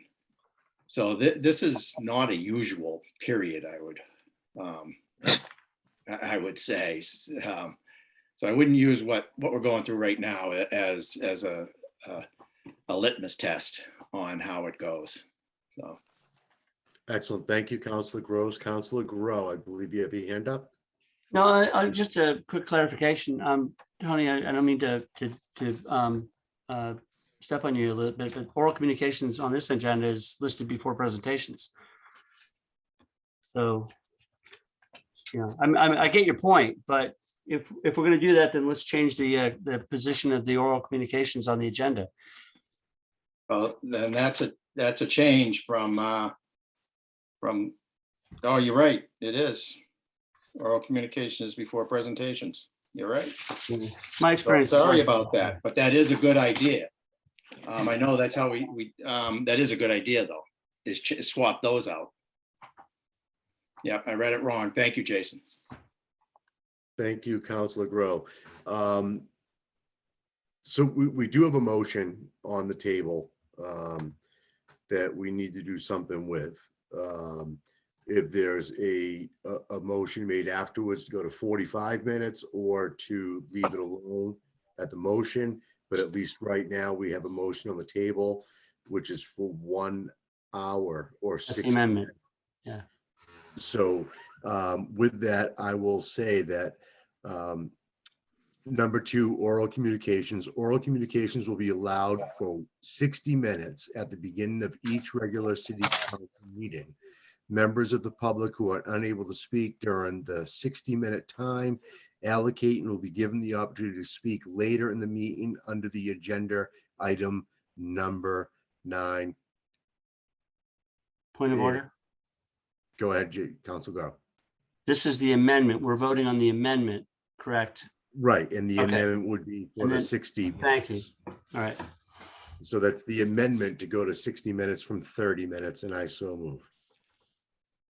Second. And Councilor Gilman, would you like to call the roll? Sure. I think we already had a motion, but that's okay. Did actually. I made it and Counselor O'Hara seconded it. Yeah. So We're only voting on the amendment at this point. right. So let's vote on the amendment. Everyone's clear. Counselor Nolan. Yes. Okay. Counselor O'Hara. Yes. Counselor O'Neill. Yes. Counselor Worthley. Yes. Counselor Gilman. Yes. Council Gross. You're muted. Tony. No. Council Grow. No. Council Majota. Yes. Council Memhard. Yes. The yeses have it 7 in favor, 0 opposed. I know, I'm sorry, two opposed. And now we're back to the main motion, right? So, so now the main motion is exactly what we just voted, right? So we should revote the main motion, correct? So the amendment passed 7 in favor, 0, 2 opposed. So is everyone clear with what we're voting right now? It's basically the same thing. Okay, so I'm going to ask. That's waving his hand. I just want to ask, I just want to ask if we have a public hearing on zoning next on the agenda. Yeah. Madam Chairperson, just point of clarification. Yes vote would mean oral communications is limited to 60 minutes and it continued later to number 9 on the agenda. That's correct. No vote would mean there's no limit to oral communications. Is that correct? That's correct. That's correct. Okay. Okay, so thank you for clarification. All right, so we know what the motion is and what this, and there was a motion, there was a second, no, in the main motion, correct? Yes. Okay. And I can read the motion again as I did. Okay, a second Ray said ago. we should always do that, so thank you, Council Nolan. Okay, so I'm going to read the same exact things. I made it a little bit longer than I should have in the first for the amendment. For number 2, oral communications will be allowed for 60 minutes at the beginning of each regular city council meeting. Members of the public who are unable to speak during the 60-minute time allocated will be given the opportunity to speak later in the meeting under the agenda item number 9. And now we can move. Seconded. And I see Councilor Groves get his hand Go up. ahead, you're still in charge, Council Nolan. I'm sorry to be a pain in the butt about this, but can we make sure that that says up to 60 minutes, not 60 minutes, because we're not gonna define a 60-minute period of oral communications. We're saying up to 60 minutes. Okay, I will change that in my motion or reread the motion. Okay. Second. I'll read it anyways. Motion by Nolan and seconded by Grow to just add a. Yeah, and up. Up to. I think we're good. Up to. Yeah. Up to. Okay, I think we're ready to vote. You want me to call the roll? Yes, Councilor President Gilman. You guys are gonna kill me. And I did beat you, Jason, so. You did. You beat me hard. Sorry. Council Nolan, Yes. Council O'Hara, Yes. Council O'Neill, Yes. Council Worthley, Yes. Council Gilman, yes, Council Gross, Yes. Council Grow, Yes. Council Majota, Yes. Council Memhard. Think about it. Yes. The motion passes 9 in favor, 0 opposed. Thank you. Good conversation, everybody. This was, heartfelt, so thank you. Next order of business, Madam Clerk. Next order of business is the update on the Waterways Board by the City Council Representative, Councilor Tony Gross. Okay, here we go. All right, so the board now has 5 new members. Former Councilor LeBlanc and myself switched places. They brought back Bobby Alves, who was very instrumental early on when we were making all the major changes. He was a really good addition. And then there's a woman, Donna Crocker, Peter Feinstein, and John Harvey, who was a former mayoral candidate that most of us know. So they're pretty good additions. You saw on the consent agenda that some of the free cash is being spent, 22,000 of it going to refurbish the launch, make it like brand new. I can't remember, I think now it's like 8 years old, and it's getting heavy amount of use. And in fact, where the Waterways Board is trying to figure out how to finance to buy a second launch, because it's really such a service that's in such demand. And during the weekends, it really is just running all the time and can't keep up with the demand. Plus, if it breaks down, we're out of luck. So they're looking at that. They got 10,000 of those dollars that are in the that free cash that's coming for BNF. That's out of the enterprise fund, is going for buoys, transient buoys and tackle out off of Niles to increase our ability to bring visitors to Gloucester without any traffic or parking, which is really a really good way to have people arrive to us. And usually those people are on vacation, and as most of us, when we're on vacation, we're pretty liberal with our spending, and we welcome them in open arms. They're buying transient buoys, updating them to easier pickup, which has really facilitated an awful lot of our positive reviews of how easy we are to find the buoys and to pick them up. And also no wake buoys that get worn out, so that we can have them in our high traffic areas. Of course, sometimes they do about as much good as a speed limit sign does on a highway. We'll also be voting on the Clean Vessel Act, which I don't know if everybody's aware, we have a pump out boat and a pump out facility for the sewerage on boats.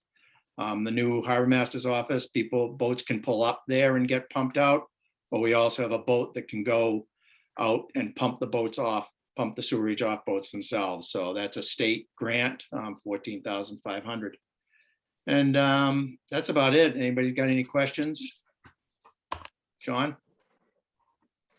Yeah, obviously the launch is a huge success. I hear about that all the time from people, and it'd be great if we could maintain it and add a second one.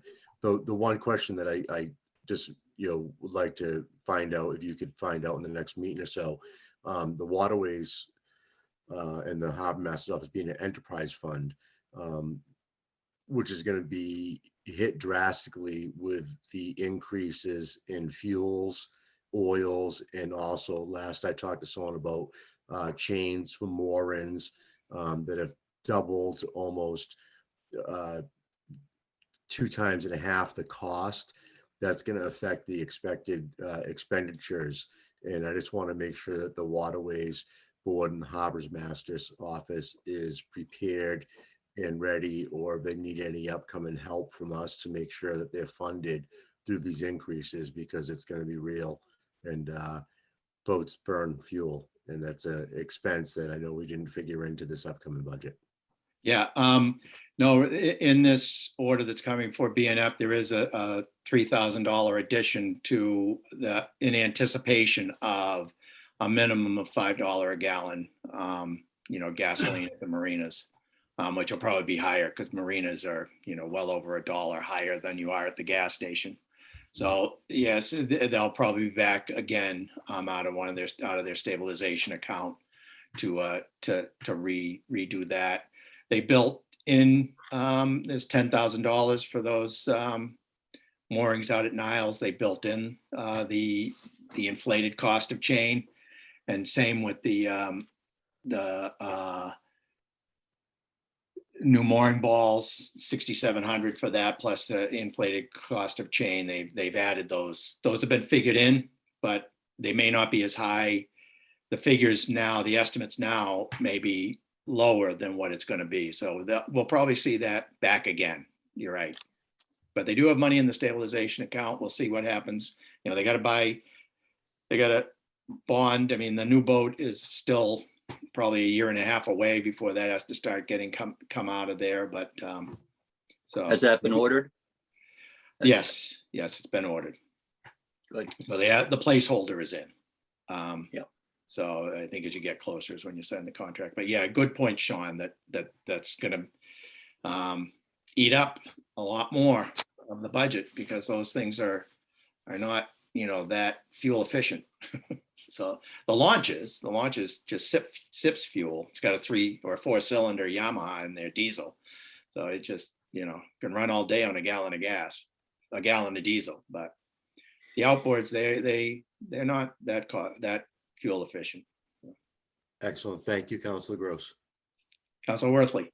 Yes, Councilor Gross, first, thank you for the work you've done on the Waterways Board and your work as liaison. I had raised an issue at a Budget and Finance meeting when we were voting on the funding for the boat.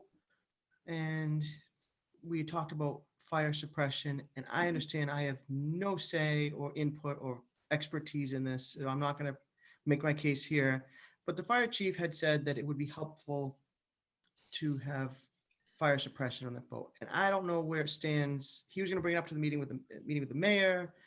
He told me he forgot and was going to again. Is this something that you can comment on or bring to the Waterways Board? Or I mean, the only comment I have on it is that it is, it goes to the administration and the harbor master's office, that they're to sort that out, whether or not in consultation with the fire chief and how that's all going to get funded. Because there would have to be MOUs between it, there'd be training, there would be maintenance. It's being put on a platform that's out of an enterprise fund, so then that has to be taken into consideration also. So there's a lot of moving parts on it. So I think I don't know if that decision has to be made, in the next few months, because it's still, just sitting in a placeholder. They haven't even started anything on it yet. So, but that is a point that I will ask, I will follow up on that. thank you. Yep. Tony, I got a quick question on the kayak racks. The kayak racks, in terms of money received, occurs just like moorings, correct? Where Correct. the city just sends bills out, even if the kayak's been sitting on the rack all winter. Well, they're supposed to be gone. Mhm. And I think we have a fine mechanism in there if they're not gone. So there shouldn't be any in the racks, but there may be. But yes, whether you have a kayak in there or not, I think there is a habitual use, same as you have to keep a boat on a mooring for 30 days. You have to have a kayak in the rack for 30 days because now when it first started, there wasn't a wait list, but I'm sure there's a growing wait list now in the popular areas, Lanes Cove in particular. Yeah. It has them, and Rocky Neck also has them. Great. They're really popular. They're wonderful things. Great enhancement. Yeah. Yeah. Really nice. And also, in order to have your kayak in a rack, you have to have an identification sticker on it. And people were saying they were peeling off and stuff, but it was because people had contaminants on the hull itself before they applied it. If you apply it correctly, if they knew that there was going to be a ramification, if that identification wasn't there, because there's been thousands of hours up and down the coast wasted on finding kayaks that are just floating. Right. And then the Coast Guard and Harbor Master's office all up and down both coasts have spent thousands of hours searching for people that were sitting in their living room unaware because they left their boat, their kayak where the tide could take it. So. Thank you. Tracy. Hey, Tony, you mentioned pump outs, and Yep. I would imagine if you go to a boat and pump it out, you charge more money. Is that correct? No, we do not charge them any money. It's the Clean Vessel Act from the federal government that goes to the state that then administers it to the city. We get $14,500 to do it. Okay. And that covers that cost. And they also paid for the dock and the pump out facility that's at the harbor master's office and all. Okay. So we get money for those. Okay, so as a a visitor from New Hampshire or Rhode Island or whatever, and I moor my boat on Niles Beach, I can call the harbor master and ask him to come pump me out and that happens for free. Yes, we encourage it. Okay, We encourage it because we don't want them just, turning the Y valve to open, to run it right out, Yeah, that's- so we encourage it, we advertise it. well, when you put it that way, it makes sense. Yeah, and you can just come and get that done. You don't even have to you can anchor, you don't have to rent one of our moorings. You can just come and have that done. So Okay. it's really All right. a quality service that we provide here. All right, thank you. Yep. Okay, thank you, Tony. That was really helpful. We're really happy that you're on the Waterways Board. Thank you. Is Steve holding up his end? Of course he is. Okay, just checking. He's been there for a while. So on and off occasionally. Yeah, well, except for when you guys interfered with meetings, he couldn't make it. It's all on us. Yes, of course it is. Okay, counselors, Madam Clerk, next order of business. Councilors' request to the mayor. Okay, we're going to do this by roll call vote again. So I'm going to ask Councilor Nolan, do you have any requests to the mayor? I have no requests to the mayor, and we've had good weather. So this week, I just want to put a big thank you out to the clerk's office. They've all worked very hard over the last 2 years, and I haven't had a chance to thank them during this time of a meeting. And I thought about it today, and we wouldn't be able to do what we do without everybody in the clerk's office. And I want to thank you all, especially you, Joanne. Thank you. Yay. Thank you, Joanne. You're welcome. Councilor O'Hara. Thank you. I want to ask the mayor if he could review our elementary schools from the standpoint of fire protection, fire sprinkler systems to focus on. West Parish is a modern school, has it. We tore down Veterans School, which had a fire sprinkler system, but East Gloucester, Plum Cove, Beaman, and St. Anne's do not have fire sprinklers. And fire sprinkler systems save lives, it's documented, and we owe it to our, not only the children that are in the schools that those could protect, but also the chaos that would come if we lost a school in a fire. With a fire sprinkler system will cause water damage, but it'll put out the fire. So you send a crew in, clean up the water damage, and maybe the remnants of the fire and life goes on. But this is a major problem. In 2022, these schools are left unprotected and our children are left unprotected. So I asked the mayor to look into that and see what we can do about making our children safe and our schools safe. Thank you. Thank you. Councilor O'Neill. I have no requests at this time. Thank you. Councilor Worthley. Yes, thank you. So on my drive to Plum Cove School every morning, I noticed a few things. I had my daughter text myself, so I don't text and drive. A couple of requests. One is 57 Cherry Street. There's a tree on public property that's leaning into Cherry Street, and there's wires, and the tree is rotted. And so if we can take a look at what responsibility the city has to that, that could be helpful. There's a big pothole right at the entrance to Dogtown Common on Cherry Street. There's a pothole on Guy Ave. And there's another one I can't read what she typed, so I'll get back to you on that one. But those are 3 requests. And then similarly, early in the meeting, we heard the mayor saying that he was going to look at a list of public properties and then make some recommendations on potentially having the city develop or work with a developer or a nonprofit. I would like to request that similarly to get the full list of public properties for other purposes that we may need to look at. Every city-owned property and its current zoning. That would be helpful. And that's it for me. Thank you. Counselor Gross. I'm all set. Counselor Grow. I don't have any requests to the mayor, but I would like just to take a minute if I could. I learned today that Gloucester lost an icon in its community in Michael Linquata yesterday. And I had the pleasure of photographing Mr. Linquata 7 years ago now as part of the Veterans Project. And I just want to point out a couple of things. I'm looking at the little biography that I wrote for my website and for the presentation that we had at City Hall. Mr. Linquata was a U.S. Army medic right out of high school when he was sent off to serve in the Third Army.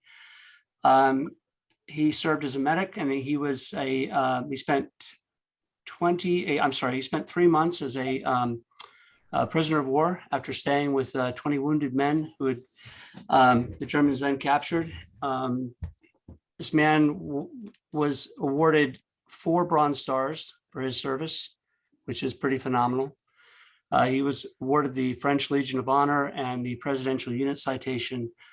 That was his service in World War II. Of course, he then came back to Gloucester. He opened up the Gloucester House, which is, an iconic presence on the waterfront. He was instrumental in the Gloucester World War II and Korean War veterans, Korean War monuments. He was a gentleman every time I met him. I know that he was a big part of who Gloucester is and was. And I just want to ask the council to join me in wishing his family our condolences and our gratitude. So that's what I'd like to say. Here, here. Jason, I may be incorrect, but I believe his wife predeceased him by just a week or two. I wasn't aware of that. I know, but they were married an awful long time. Yes. 2 years, spent 1 week apart, and that was last week. Okay. So. Thank you, Councilor Grow. Councilor Majota. Mine is more a request of, based on the parks, with the weather changing, it now becoming spring, what's the plan, or is it what's the budget for improving the parks in each individual wards? I know Ward 3 has a few parks, and the condition of them are just not safe for children, and a lot of things need improvement. So I guess my request is more just information on park improvement and where I can go. Thank you. Councilor Memhard. Yes, thank you. I'd like to start by just expressing my gratitude to Mayor Verga and CAO Jill Cahill for their time this evening. It was extremely helpful to check in at the beginning of our meeting and have a chance to talk back and forth. That was really, it felt very constructive. On a separate matter, I brought this to attention of the school committee and the superintendent, but I have constituents on Eastern Avenue and going into Webster Street. They're very concerned that there's not proper notice of large construction vehicles bringing in steel girders and other building materials to the school building site on Webster Street. These are oversized vehicles which are blocking the traffic. They're having a terrible time trying to turn without striking residential homes and fences, blocking the traffic in every which way. And for whatever reason, the school committee is not providing, or the building committee, police details when these are scheduled for arrival and leaving, nor are there any signage that might be very helpful, just alerting both the drivers and other drivers that this is an active construction zone and that the traffic is accordingly. But this is an occasional problem, but when it does happen, it really snarls up the neighborhood. And it seems like something that the school committee and the school building committee could work with their contractors to try and address. Thank you. Can I speak to that for a second? Go ahead, Counselor.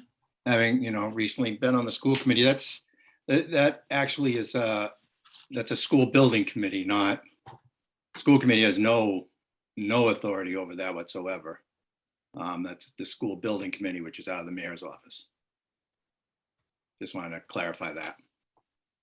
Right, and I think the co-chairs are Jonathan Pope and Ben Lummis, if I'm not Right. mistaken. Yeah, and I've reached out to them. Great, that's awesome. So I'm the last one, and I have two. One is request to the mayor that the mayor requests that the traffic commission review a continued request to place a permanent speed limit electronic sign in front of 1 Cherry Street prior to the hairpin turn leading to Poplar Street. This request includes reviewing accident reports and conducting a site visit. Brutal, brutal corner. Many accidents over the years.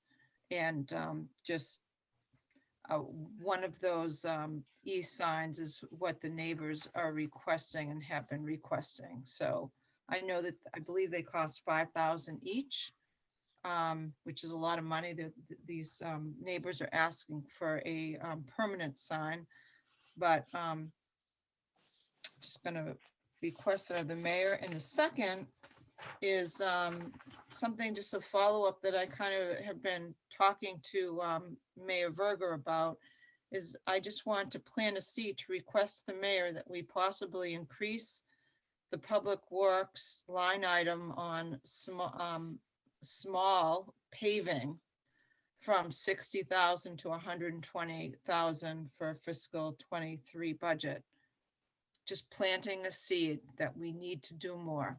And Mayor Verga mentioned that tonight, and just having a little bit more money would go a long way, particularly for the roads that we're driving on constantly over and over and over again. So that's my request. And go GHS hockey, proud of them immensely.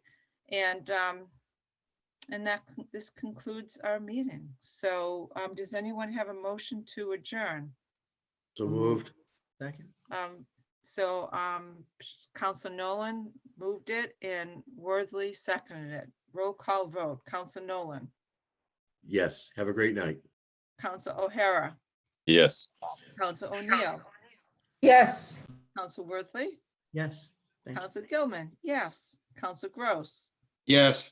Council Grow, Yes, Council Majota. he said yes. Oh, he did? Yes, yes, sorry. Absolutely. You're probably up at 4 a.m. with the kids, so you must be pooped. I was up at 12 and I was up at 3 and then 5 again.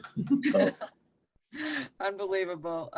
Council Memhard, I'd say yes, and I'd also like to say thank you all, because I really thought that this was a thoughtful and productive evening, even though we didn't get to the public hearings. We'll have fun. We'll have fun. thank you, everyone. Thank you, Joanne. Good night, Thank you, everyone. Joanne. Right. Jill Cahill Good night. stay till the end, and Thank you, Jill. take care. Good night, everyone.